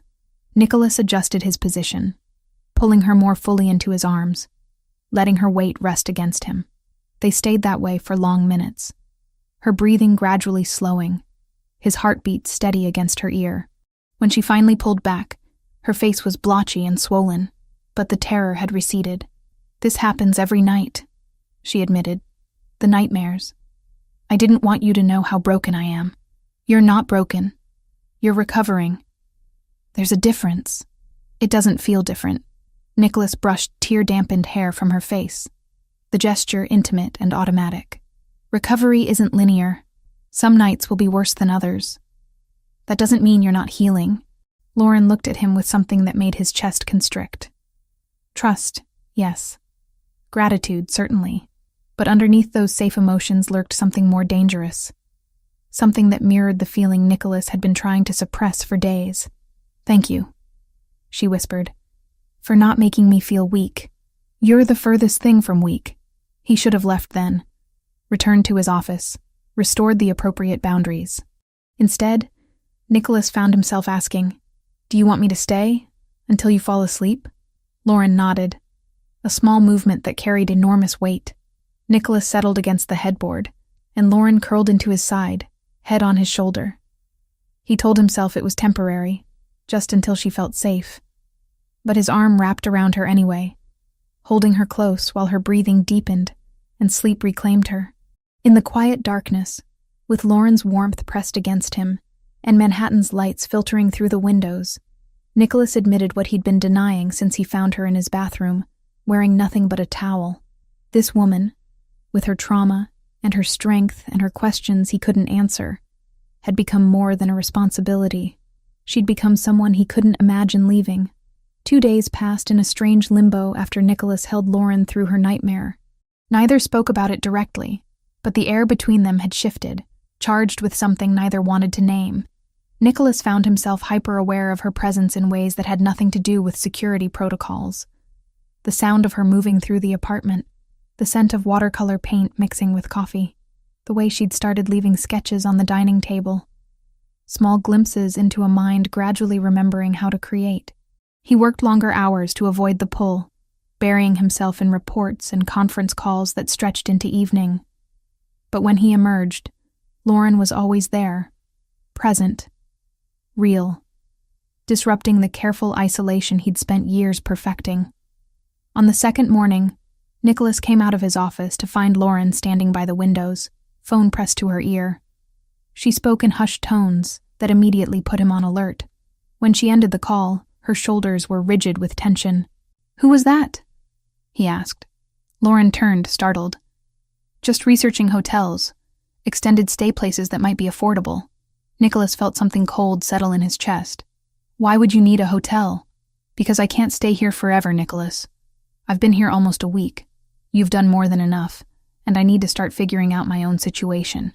Your situation is that a man with cartel connections is looking for you. A hotel won't change that." "Cartel?" Lauren's face went pale. "What are you talking about?" Nicholas cursed internally. He'd meant to tell her about the investigation results, but the timing had never felt right.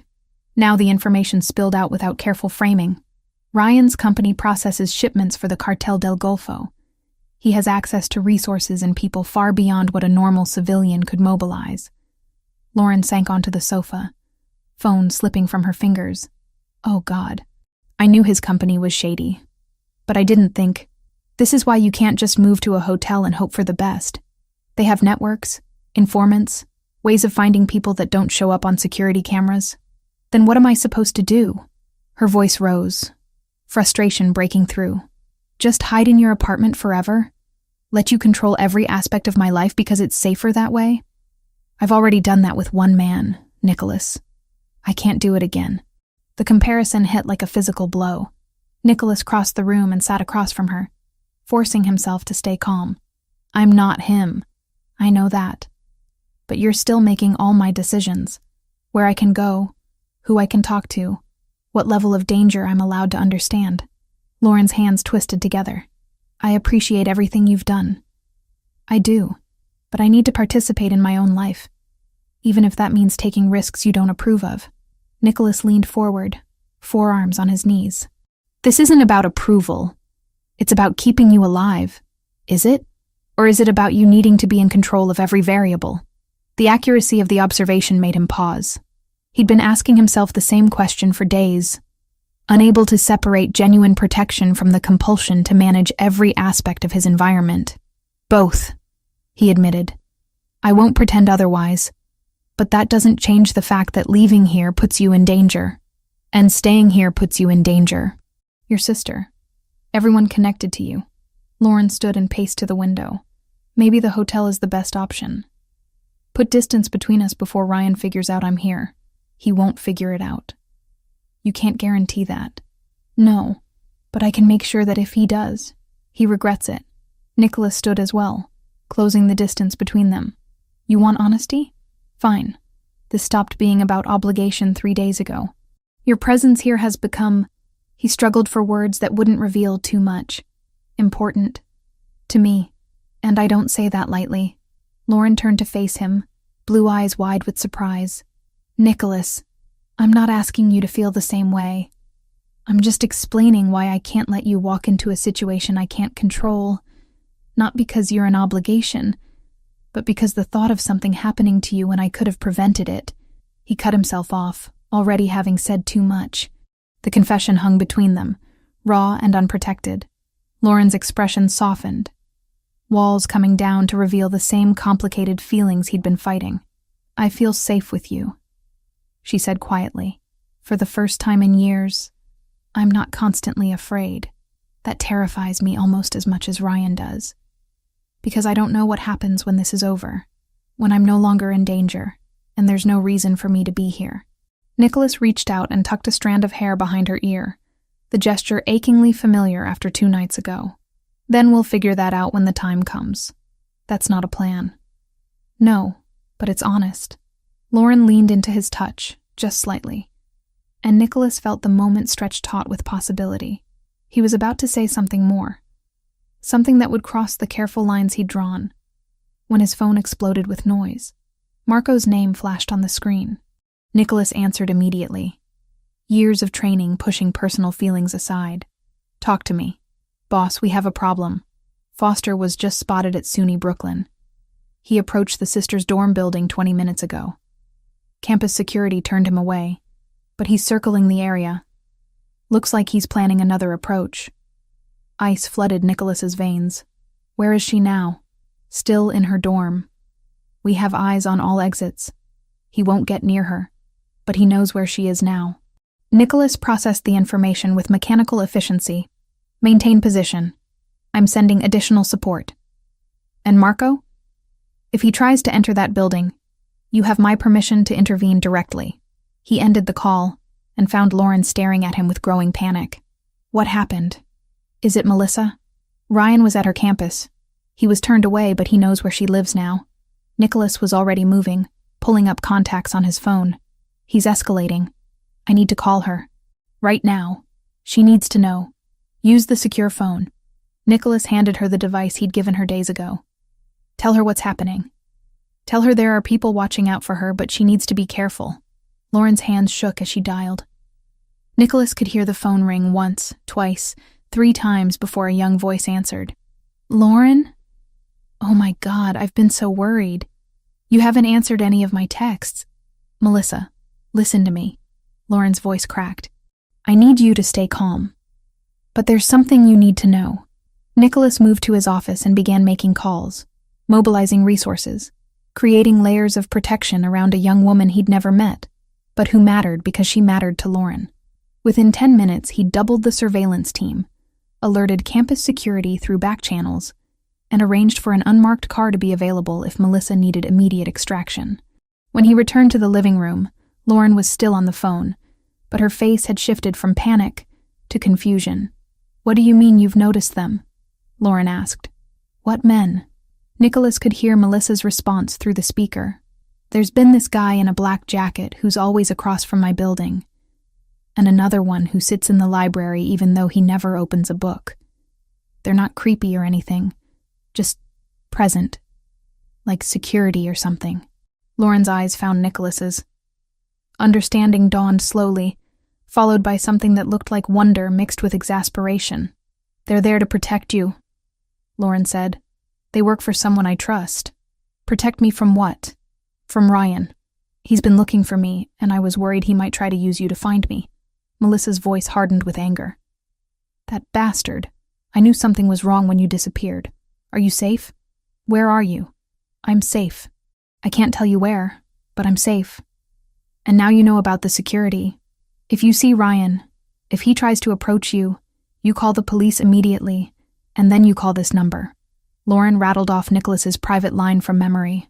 "Someone will come get you within minutes." They talked for another 10 minutes, Lauren reassuring her sister while Melissa asked questions that Lauren couldn't fully answer. When the call finally ended, Lauren sat motionless, phone clutched in both hands. "You've been protecting her this whole time," she said. "Since the first night I was here." "Yes. And you didn't tell me because you thought I'd worry." "Yes." Lauren stood and moved toward him, each step deliberate. When she reached him, she didn't stop until they were inches apart. "Thank you," she said simply. "For keeping her safe, for letting me call her, for all of it." Nicholas resisted the urge to pull her closer. "Ryan being at her campus changes things. He's getting desperate. What are you going to do?" "What I should have done days ago. Have a conversation with him that makes our positions very clear." "Nicholas, this isn't negotiable, Lauren. He threatened your sister. That crosses a line he doesn't get to walk back from." He moved past her to his bedroom, changing into clothes that wouldn't show blood if the conversation became physical. When he emerged, Lauren blocked his path to the door. "You're going to hurt him. I'm going to make sure he understands that certain actions have consequences. Don't do something you'll regret because of me." Nicholas placed both hands on her shoulders, holding her gaze with intensity that left no room for misunderstanding. "I won't regret protecting you, or your sister, or making sure Ryan Foster never looks in your direction again." He released her and moved toward the elevator. "Stay here. Lock the door. I'll be back in a few hours." "Nicholas, wait!" But the elevator doors were already closing. The drive to Ryan Foster's office building took 20 minutes. Nicholas sat in the back of the SUV with Marco and another associate, reviewing the layout, planning approach angles, calculating variables. It was familiar work, the kind of strategic thinking that had kept him alive through 2 decades of navigating dangerous territories. They waited in the parking garage until Foster emerged from the building, alone and overconfident. Nicholas approached from behind, Marco flanking left while the other man moved right. By the time Foster realized he wasn't alone, escape was impossible. "Ryan Foster," Nicholas said pleasantly. "We need to talk." Foster turned, recognition flashing immediately to defensive aggression. "Who the hell are you?" "Someone with information about Lauren Mitchell." "I understand you've been looking for her." Foster's eyes lit with predatory interest. "You know where she is?" "I do, which is why I'm here to deliver a message." Nicholas stepped closer, invading personal space with deliberate intimidation. "Stop looking. Stop asking questions. Stop going near anyone connected to her. Pretend she never existed. She stole money from me. I'm pressing charges." "No, you're not. Because the report you filed is fabricated, and I have documentation proving it." "You're going to withdraw that report. You're going to tell your private investigator that you're no longer interested in finding her, and you're going to stay far away from her sister." Foster's jaw clenched. "You can't tell me what to do. Do you have any idea who I work for?" "Meridian Import Solutions, which processes containers for the Cartel del Golfo." "Yes, Ryan. I know exactly who you work for." Nicholas's voice dropped to something cold and final. "The question is, do you know who I am?" He watched understanding filter across Foster's face. The man had connections in the criminal world. He recognized power when he confronted it directly. "Lauren is under my protection now," Nicholas continued, "which means she's untouchable. If you approach her, her sister, or anyone else connected to her, you won't have to worry about legal consequences. You'll have to worry about me.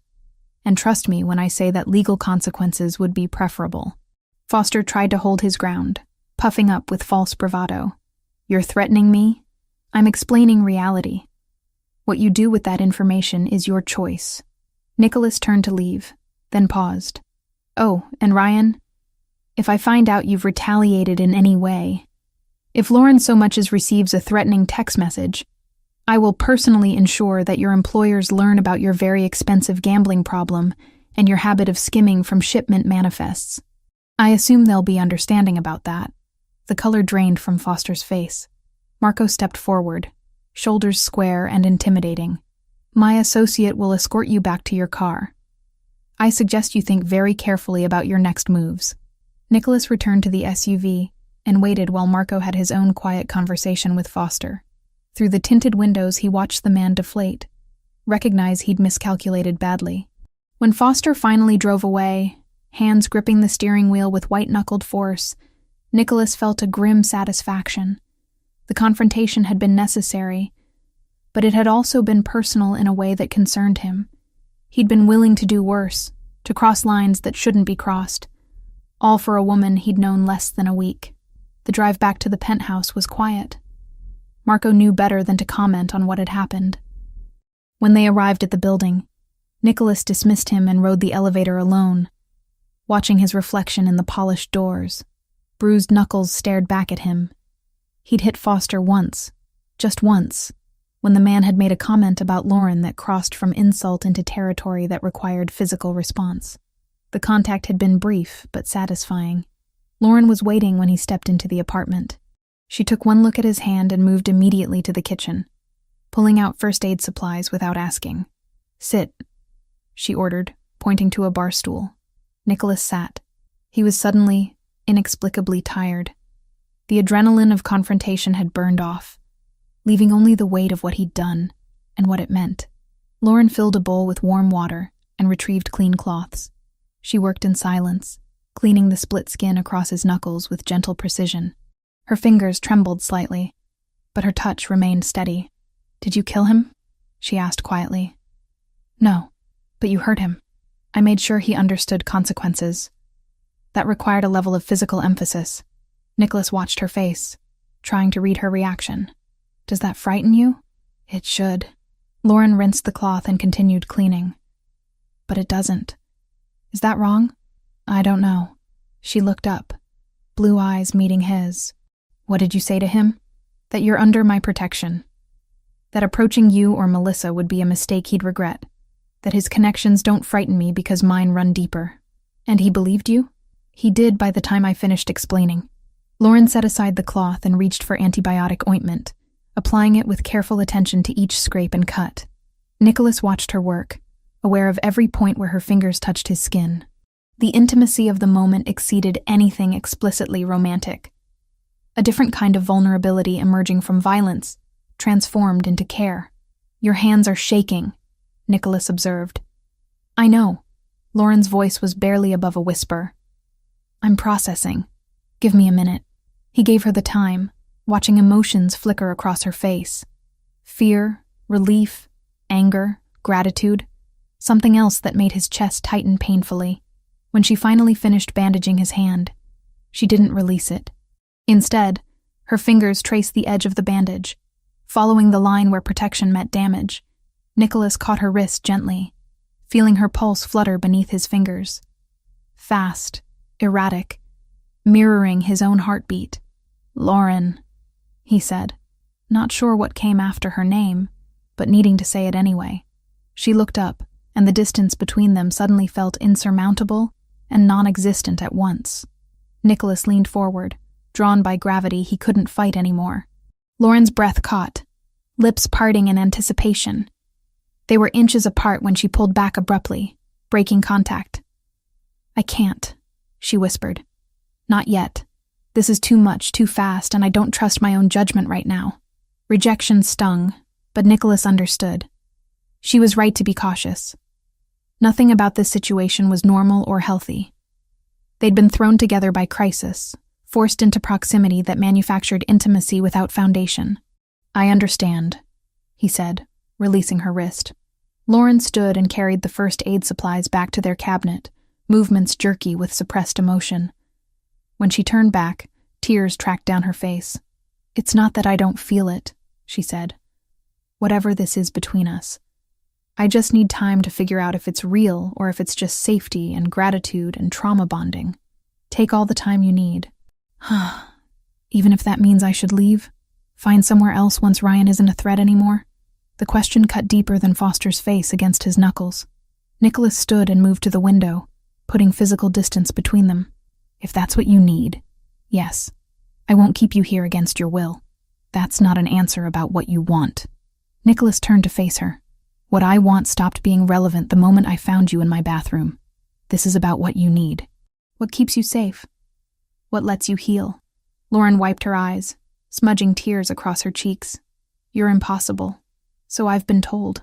She left the room without another word, retreating to the guest bedroom and closing the door with careful softness. Nicholas remained by the window, watching the city lights blur into patterns that meant nothing. His hand throbbed dully beneath the bandages. Small price for eliminating a threat. But the larger danger, the one he couldn't punch or threaten or control, had already infiltrated his defenses. Lauren Mitchell had become the kind of complication that couldn't be solved with strategy or force. And Nicholas, for all his power and resources, had no idea how to protect himself from that. Nicholas woke before his alarm the next morning, the unfamiliar sensation of warmth against his side, anchoring him to the present, instead of dragging him back into old nightmares. For a moment he lay still, eyes closed, cataloging details the way he always did. Soft breathing, the faint citrus scent of Lauren's shampoo on his pillow, a weight tucked into his right side, knee resting lightly over his leg, her hand splayed against his chest as if to reassure herself he was still there. He opened his eyes. Lauren slept deeply, face relaxed in a way he'd rarely seen when she was awake. The tightness in her jaw was gone. The little line between her brows, carved by months of constant vigilance, had smoothed. In the pale morning light, she looked younger than 27, and older than that all at once, like someone who'd lived several lifetimes compressed into a few brutal years. Nicholas knew he should move, detach, put space back where space belonged, but the idea of pulling away when she finally looked peaceful felt like another kind of cruelty. He let himself have one selfish minute. Just one. He memorized the way she fit against him, the way her fingers twitched slightly when he shifted his hand along the curve of her spine, the way her lips parted on a quiet exhale that stirred the fabric of his shirt. Then he gently untangled himself. Lauren murmured, but didn't wake as he slid from the bed. He stood for a moment, watching her roll to the warm spot he'd left, face burrowing into the pillow. The sight did something strange to his chest, an ache that had nothing to do with pain and everything to do with a vulnerability he usually kept locked down. He pulled on sweatpants and a t-shirt and left the bedroom, closing the door softly behind him. The routine helped. Coffee, emails, a brief call with his attorney to confirm that the paperwork from yesterday's meeting had been filed and accepted. The protective order was now official. The fabricated theft report expunged. On paper, at least, Ryan Foster had been pushed out of Lauren's life. The rest would take longer. By the time Lauren padded into the kitchen, barefoot and sleepy-eyed in one of his t-shirts and a pair of leggings Gabriella had retrieved from her old apartment, Nicholas had almost convinced himself he was back in control. Almost. "Morning," she said, voice rough with sleep. His gaze dropped automatically, taking in the shirt that hung a little too big on her frame, the way she tugged at the hem, as if suddenly aware of how it might look. The sight of her in his clothes hit him with more force than it should have, a quiet stake driven into ground he'd never meant to claim. "Morning," he replied, forcing his tone to remain even. "Coffee's ready." She crossed to the counter and poured herself a mug, fingers wrapping around it like she was anchoring herself to something solid.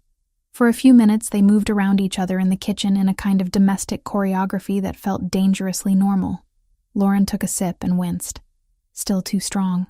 "It's not strong," Nicholas said. "You're just used to coffee-flavored milk." "You're a coffee snob," she countered. "Admit it. Efficient caffeine delivery system. That's all it is." She smiled into her mug, and the simple expression punched through the armor he tried to put back on every morning. Silence settled between them. Not awkward, but weighted. Memories from the day before hung in the air. The meeting, her words to Ryan, The way she'd kissed him when they got home, like she'd made a decision and was finally willing to own it. Lauren set her mug down carefully. So, he echoed. I just want to make sure we're on the same page about yesterday. She gestured vaguely between them. About what this is. You were very clear, Nicholas said, leaning on the island. You're choosing it, with conditions. Your pace, your calls. I meant that, she said, but I also know what your life looks like. I heard pieces of that meeting you had last night from your office. Something about shipments and territories and people who don't exactly solve disagreements with mediation. Nicholas held her gaze. He'd purposely left the office door slightly ajar, not by accident. If she was going to choose him, she needed to understand what that choice meant. You're not naive, he said gently. You've always known my business isn't clean. Knowing in theory and hearing real conversations are different things.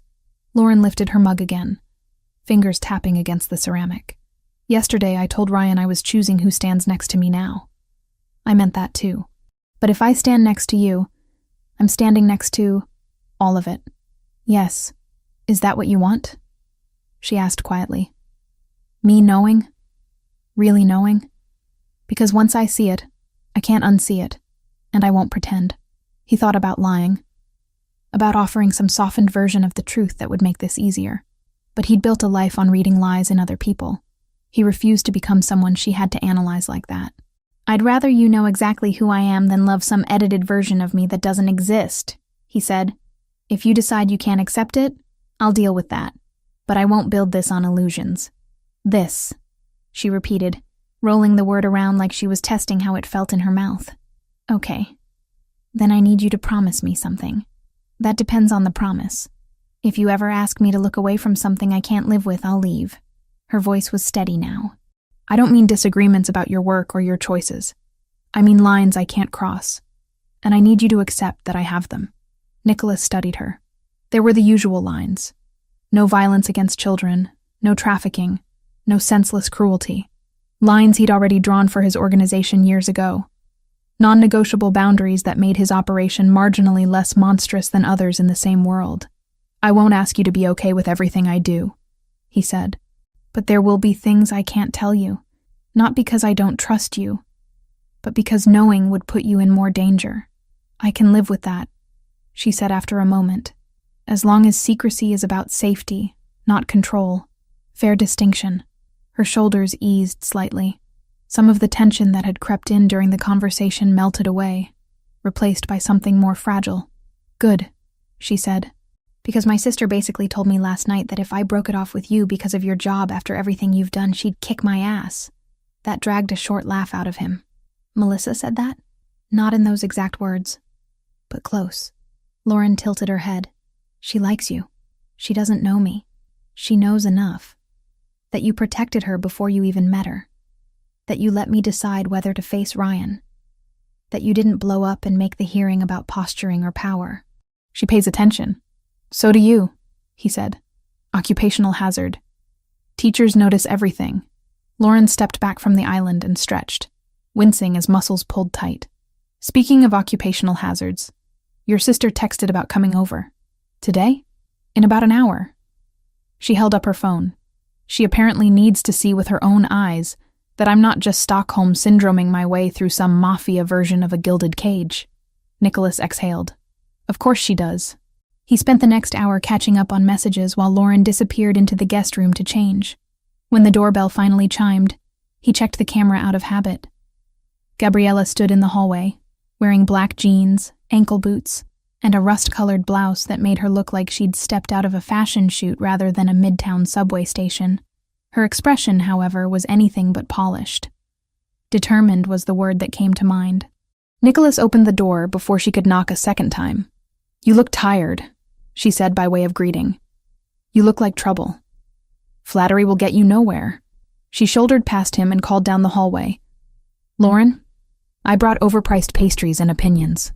Lauren emerged a moment later, hair pulled into a low ponytail, wearing dark jeans and a soft beige sweater that somehow made her eyes look even bluer.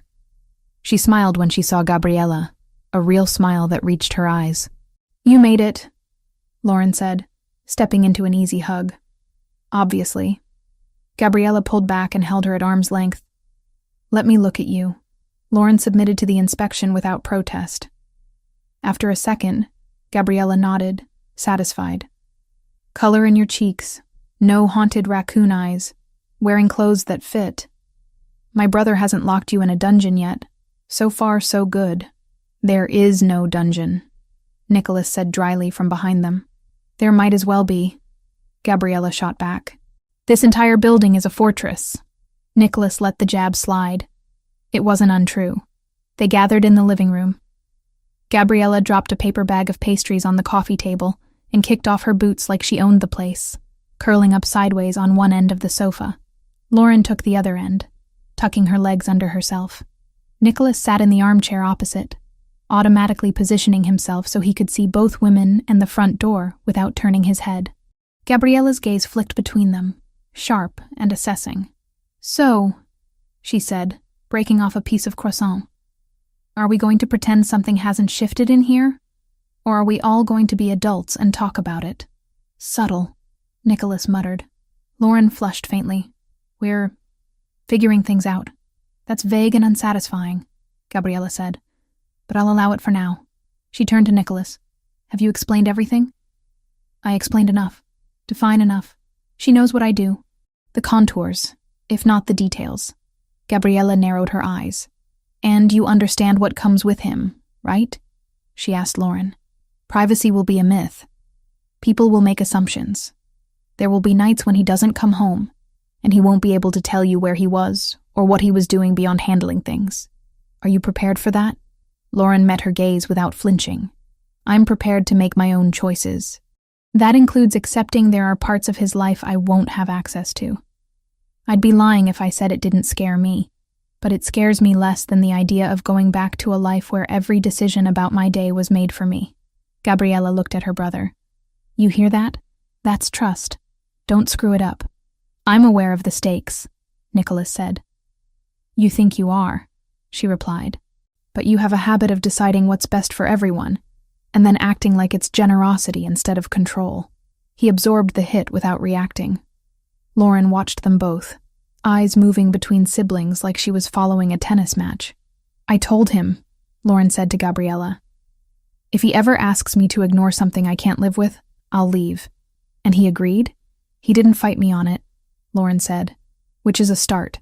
Gabriella leaned back against the cushions, studying Nicholas with the familiarity of someone who'd watched him build his empire brick by uncompromising brick. "You deserve to be happy, Nico," she said finally. "I've been saying that for years, but not at the cost of turning someone else into collateral damage. Even if that someone is willing." Lauren interjected softly.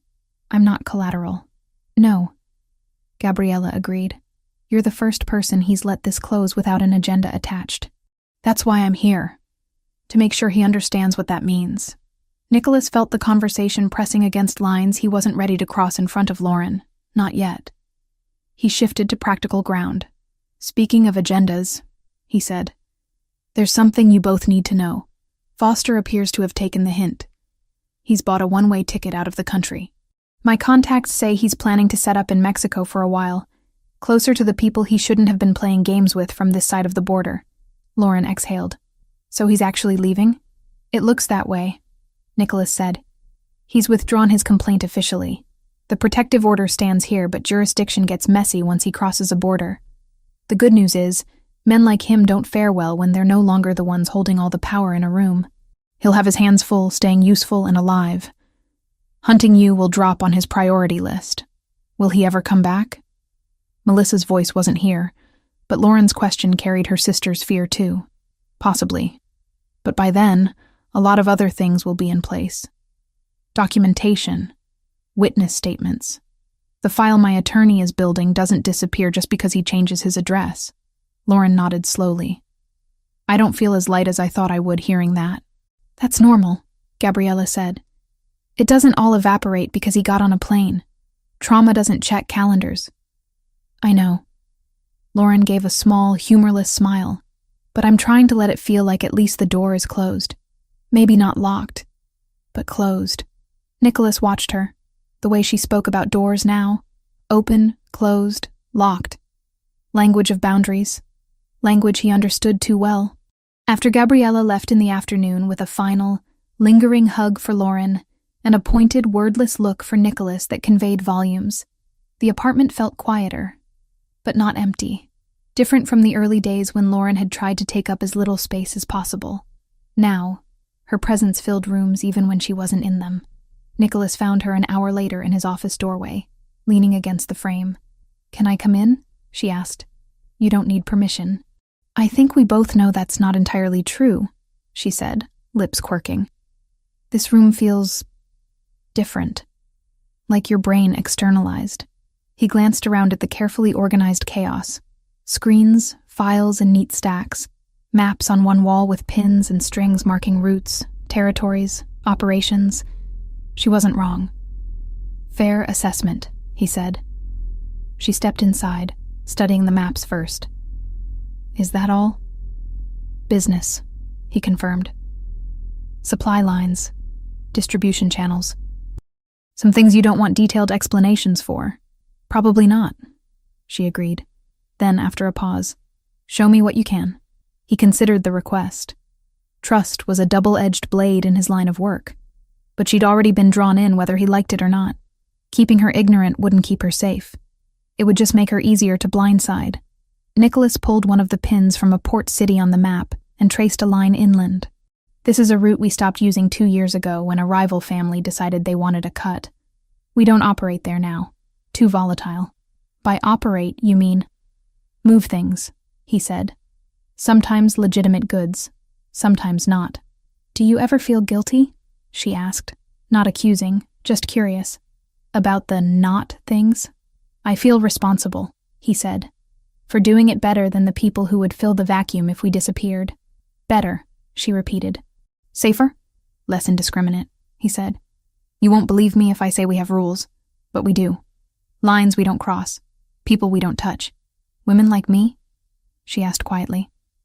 "Women like you," he said. "Children. People who didn't consent to being in the game." She nodded slowly. "Okay, I can't say that makes it easy to swallow, but it makes it less impossible." He let that sit. Then he changed the subject. "Your sister called earlier," he said. Lauren's head snapped up. "Is she okay?" "Fine. She wanted to confirm she can still visit next weekend. Something about a real dinner that doesn't come in takeout containers." Lauren relaxed a fraction. "She's been on this kick since nursing school started about learning to cook actual meals that aren't microwavable. She threatened to stage an intervention if I tried to live on cereal and toast again." Nicholas allowed himself a small smile. "She's welcome here, with some ground rules." "Which are?" "No social media posts from inside the apartment. No tagging locations when she's with you. No photos with identifiable features of the building in the background. So, basically, be normal, but less online." "Exactly." Lauren walked around the desk and stopped next to his chair, resting her hip against the edge. "Can I ask you something else?" she said. "You're going to anyway. Earlier, Gabriella said you have a habit of deciding what's best for everyone and calling it protection." She met his eyes. "Is that what this is with me?" "Partly," he said, appreciating the honesty of her hit. "I won't pretend I don't think I know better than most people when it comes to danger. I've spent my life reading threats. But I'm trying." He paused on the word, unfamiliar on his tongue. "To leave room for what you want. Not just what I think you need." "That's new for you," she said, not a question. Painfully. She smiled, but it faded quickly into something more serious. "I meant what I said in front of Ryan," she told him. "About choosing who stands next to me. That means choosing this messy version of you, with all the contradiction and danger and control issues. It also means I have to choose myself, over and over, not just you."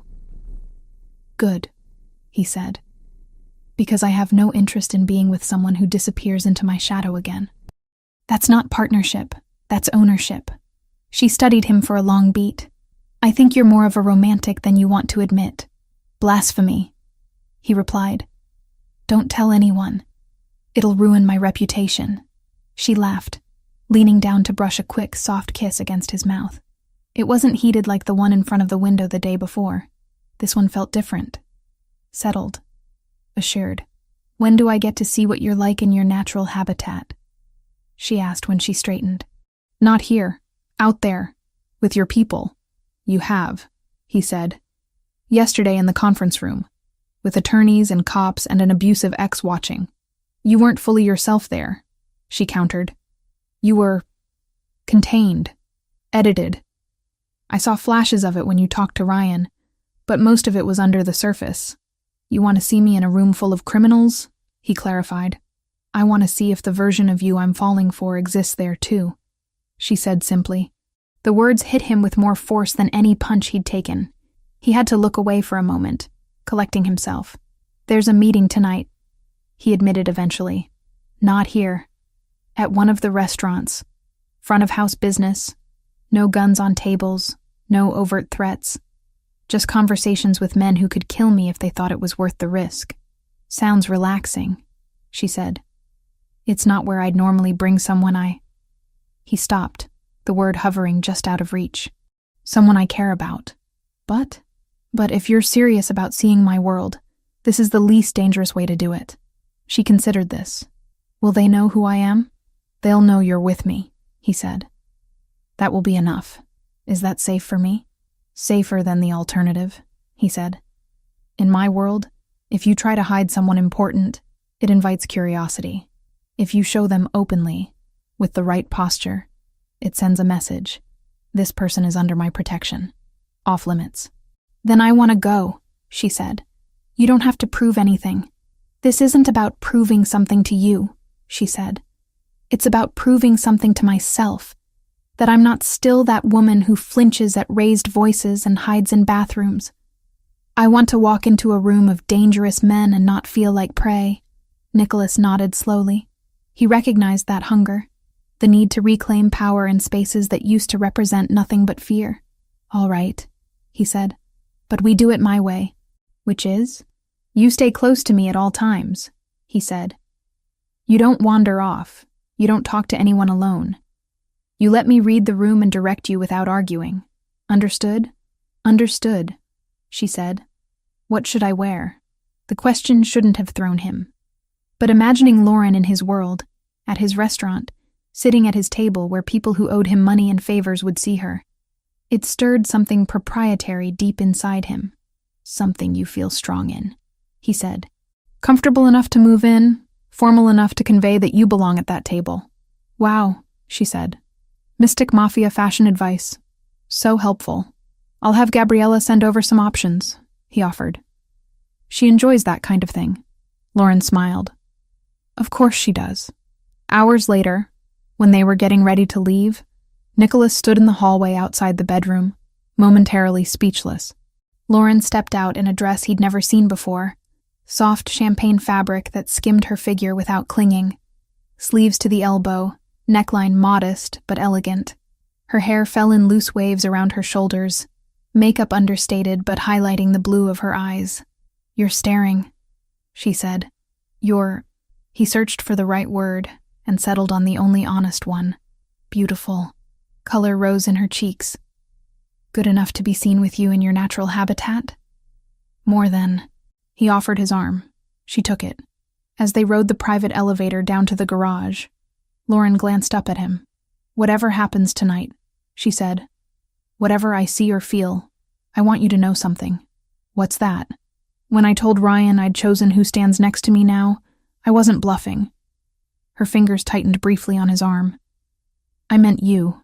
Nicholas met her gaze, and for the first time since he'd taken over his father's empire at 15, allowed himself to fully accept what that meant. He wasn't walking into that restaurant alone anymore. Not really. And for a man who'd built an entire life on the belief that attachments were liabilities, the realization didn't feel like a weakness. It felt like a reason. Nicholas Bellini woke that evening with the unfamiliar sensation of not needing to be anywhere else. For years, nights had meant movement, meetings, calls, watching over shipments and alliances like spinning blades that would slice him open if he ever took his eyes off them.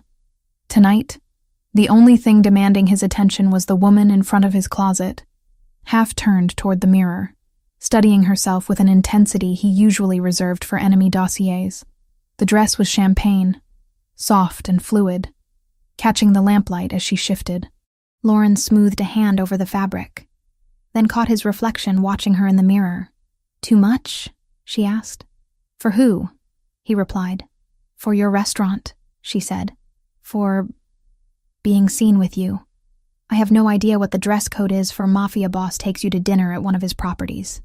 "That," Nicholas said, pushing away from the doorframe, "is exactly right." He crossed the room, letting his gaze move over her with deliberate slowness. The dress skimmed her figure without clinging, sleeves brushing her elbows, neckline modest but elegant.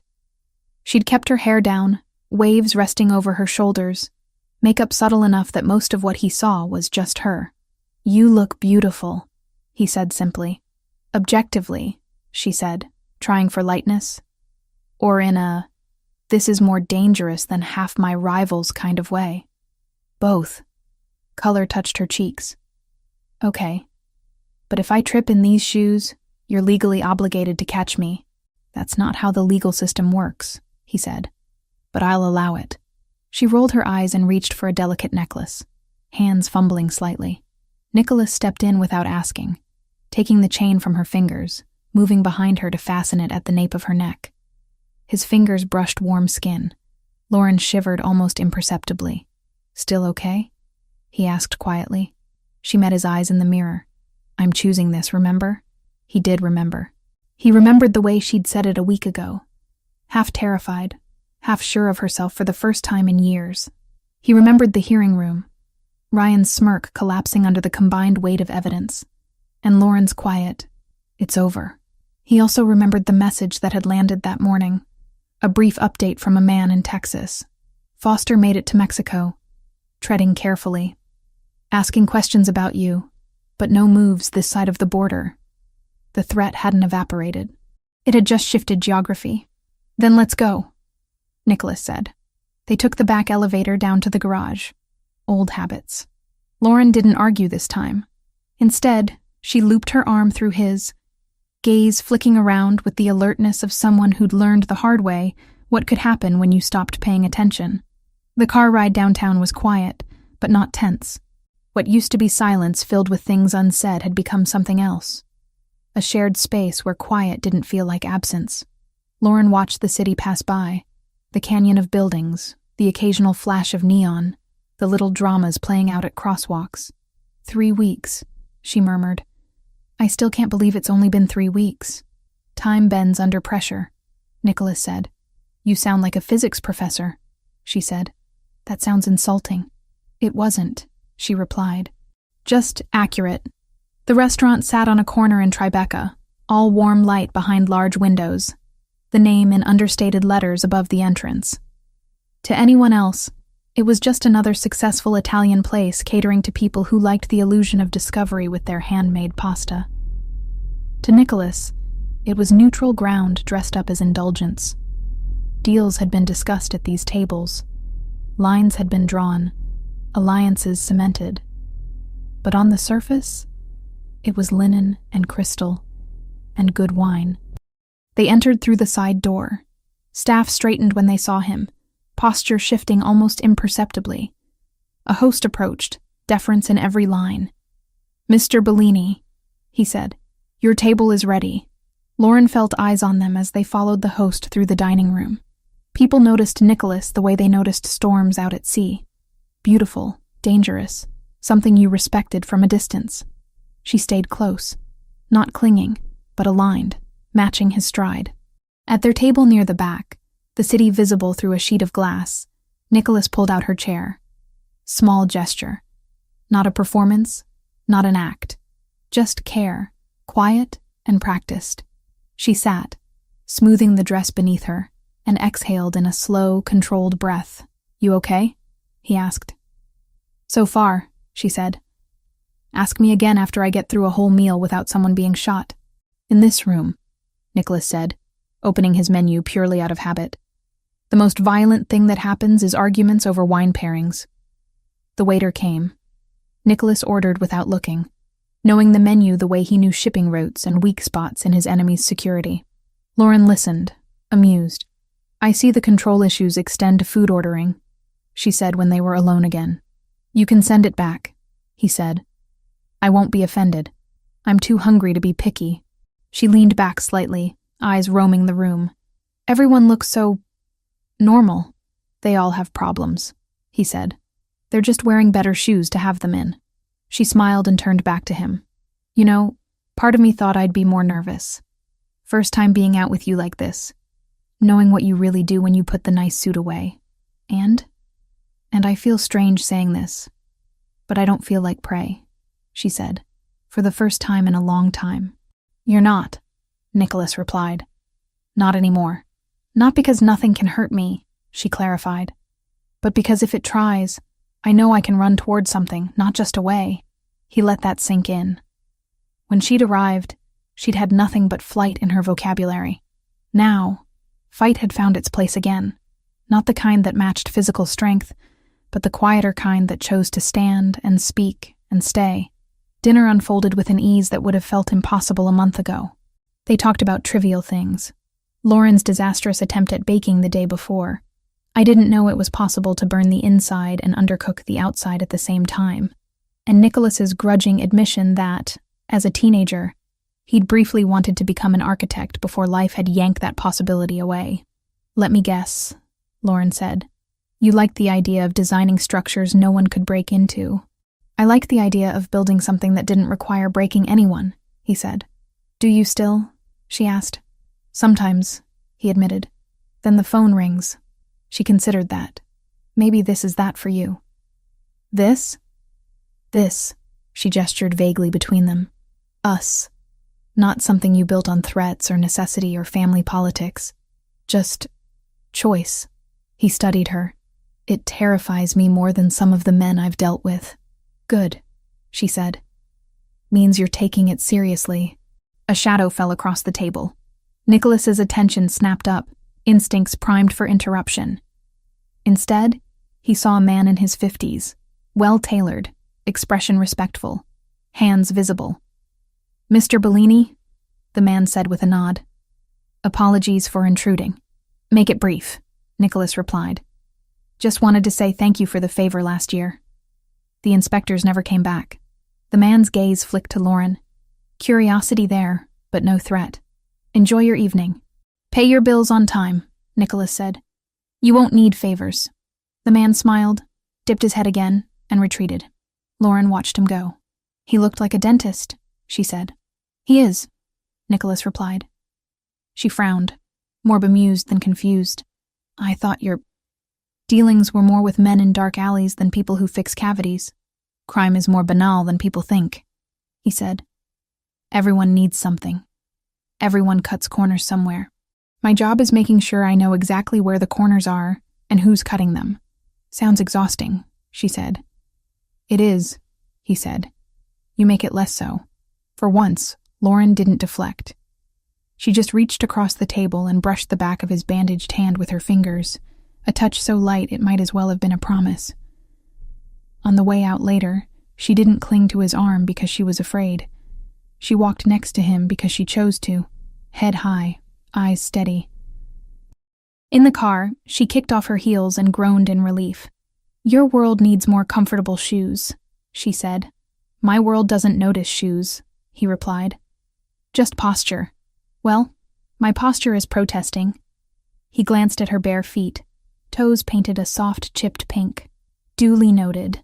They rode the elevator back up in companionable silence. When the doors opened into the penthouse, Lauren stepped out first, dress catching the light, hair slightly tousled from the wind outside. She stopped halfway into the living room. Something's different, she said. Nicholas followed her gaze. The space that had always felt precise and controlled now contained a new energy. It took her a moment to realize what had changed. The room at the far end of the hallway, once a glorified storage space, glowed with warm light spilling through a half-open door. You did it, she said. I said I would, he replied. She walked toward the room slowly, almost cautiously, like approaching something fragile. When she pushed the door open, the breath left her chest. Where there had once stood a treadmill and stacked boxes, now stood an artist's studio. A large easel dominated the center, Canvas blank but waiting. Shelves lined one wall, stocked with paints arranged by color, brushes in jars, palettes, charcoal sticks, sketchbooks. A sturdy table hugged another wall, its surface protected by plastic, jars for water, rags folded neatly at one end. The overhead lighting had been changed, softened, angled to avoid harsh glare. A wide armchair sat in one corner with a throw over it, like someone had thought about not just working here, but staying. Lauren stepped inside as if afraid it might vanish if she moved too quickly. Her fingers brushed over the spine of a sketchbook, the smooth wood of the easel, the cool metal of a paint tube. "Nicholas," she whispered. "What is this? You told me you needed space," he said from the doorway. "Not just to be safe. To be you. This room wasn't doing anything important. But this is..." She turned slowly, eyes wide, voice breaking on the edge of disbelief. "This is a studio. This is my studio." "Yes," he said.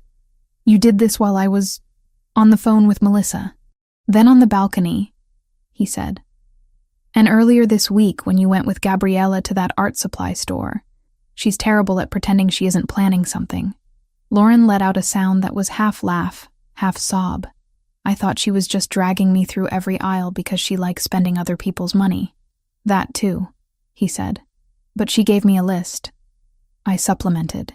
She moved to the easel, resting her hand flat against the blank canvas. "You know what this feels like? An invasion of your minimalist aesthetic?" he suggested. "Like no one has ever believed in my art enough to make physical room for it," she said. Until now. He didn't try to fill that silence. He'd learned enough in 3 weeks to know when words helped and when they cheapened something. After a long moment, she turned, eyes shining. "You realize what you've done, right?" she said. "Bought too many paint colors?" he asked. "Apparently there are 97 shades of blue. You made it harder for me to ever leave," she said softly. The honesty hit them both at once. "I don't want leaving to feel easy," he said, "but I want it to remain possible." She studied him. Really studied him. In the doorway of the room he'd given to her dreams. "Do you know how rare that is?" she asked. "What?" "Someone powerful who can say, 'I want you here, and I'll survive if you walk away,' in the same breath," she said. "Ryan would have burned my paintings if he thought they represented a life that didn't revolve around him." Nicholas's jaw tightened. "He'll never touch anything of yours again." "I know," she said, "because you already made sure of that." She crossed the room to him, stopping close enough that he could see the gold flecks in her blue eyes. "I need you to hear me," she said. "Really hear me. I'm listening. I can't promise this will always be easy," she said. "There will be days when your work scares me. When news headlines make me wonder what you aren't saying. When my old patterns try to drag me back into apology and gratitude for every kindness." She took his hand, laying it flat over her heart. "But I can promise this," she continued. "Every day I'm here, it's because I chose it. Not because I'm trapped.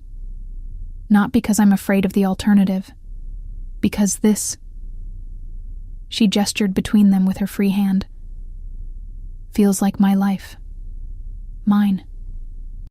Even with all its danger and complexity, her heartbeat pressed steady against his palm, stronger than the first time he'd felt it, when she'd clutched his shirt in a nightmare. "And when you're not here?" he asked quietly. "I'll call," she said, "or text, or yell through the walls. Whatever level of melodrama the situation requires." He huffed out a short laugh, then sobered as she went on. "I want your world," she said. "Not all of it. Not the parts that would break me. But enough to know who I'm lying next to. Enough to not flinch when someone says your name in a way most people would find terrifying. And what do you want me to have of yours?" he asked. "All of it," she said. "The good, the broken. The mornings where I'm too tired to speak, and the nights when I can't stop painting. The days when I'm brave, and the days when I'm not. You think I can handle that?" "I think you've already started," she said. He exhaled, thumb brushing the beat of her pulse. "Then I have something to ask." "Okay. Will you stay?" he asked. "Not just for now. Not just until you're better, whatever that means. Will you live here? Not as a guest. Not as a problem I'm solving. As Mine. The word hung between them, dangerous and tender at once. Lauren didn't look away. Yours, she repeated. And my own. And yours, he agreed. Then yes, she said. I'll stay. She said it like a vow. Not dramatic, not loud, just certain. Relief hit him in a wave he hadn't been prepared for. It didn't erase the caution in his bones, the decades of training that told him anything gained could be lost with one wrong move. But it eased something tight that had been wrapped around his ribs for weeks. Good, he said, voice rougher than he liked, because Melissa already claimed the guest room, and I'm not sleeping on the couch. Lauren laughed, the sound spilling into the studio and filling it with a kind of light paint couldn't catch. Speaking of Melissa, she arrived the following weekend exactly on time, hauling a duffel bag and a grocery sack like she was preparing to invade. Okay, she announced as soon as Nicholas opened the door. House rules. 1. If you two start making out in front of me, I'm leaving. 2. If you cook, I'm supervising. 3. If I fall asleep on your couch, you're both too boring and it's not my fault. You come into my home and issue rules? Nicholas asked. Somebody has to, she said, breezing inside. Hi, Lauren. Lauren hugged her, expression softer than Nicholas had ever seen in any of his mirrors. Dinner was chaos. Melissa overseasoned the salad. Nicholas burned the first batch of garlic bread because he was distracted by watching Lauren laugh. Lauren dropped a spoon and somehow splattered tomato sauce onto the floor and her own elbow. No one was keeping track of whose fault anything was. No one was timing how long Lauren stayed seated. No one raised their voice in that particular way that signaled an explosion was coming. Melissa filled the gaps in conversation with stories from nursing rotations. Lauren chimed in with anecdotes from her years teaching. Kids who'd mistaken Monet for a brand of candy or used entire tubes of paint on one corner of paper.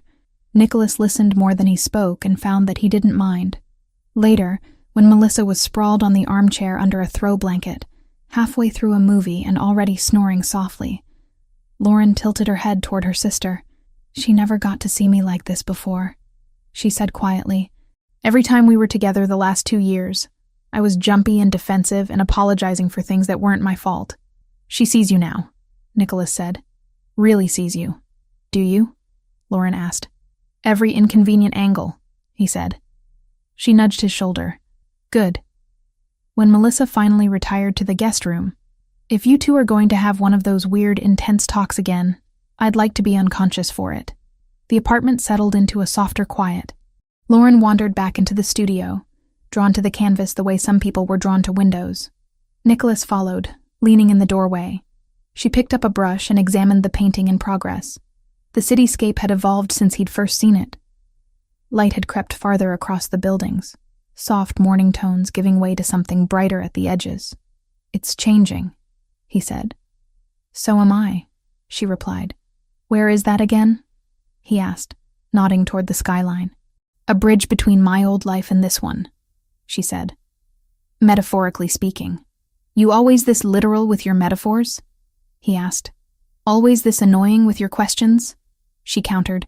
He stepped inside, closing the distance between them to stand at her shoulder. For a moment, they both just looked, at the painting, at the layers beneath the surface, at the brush strokes that hid mistakes under intentional color. You know, Lauren said quietly, for a long time when I pictured my future, it was blank. Or worse, it looked like a slightly grayer version of my present. Same fights, same fear, just more wrinkles. And now? He asked. Now I see something, she said. It doesn't have clean edges yet. It's not all in focus.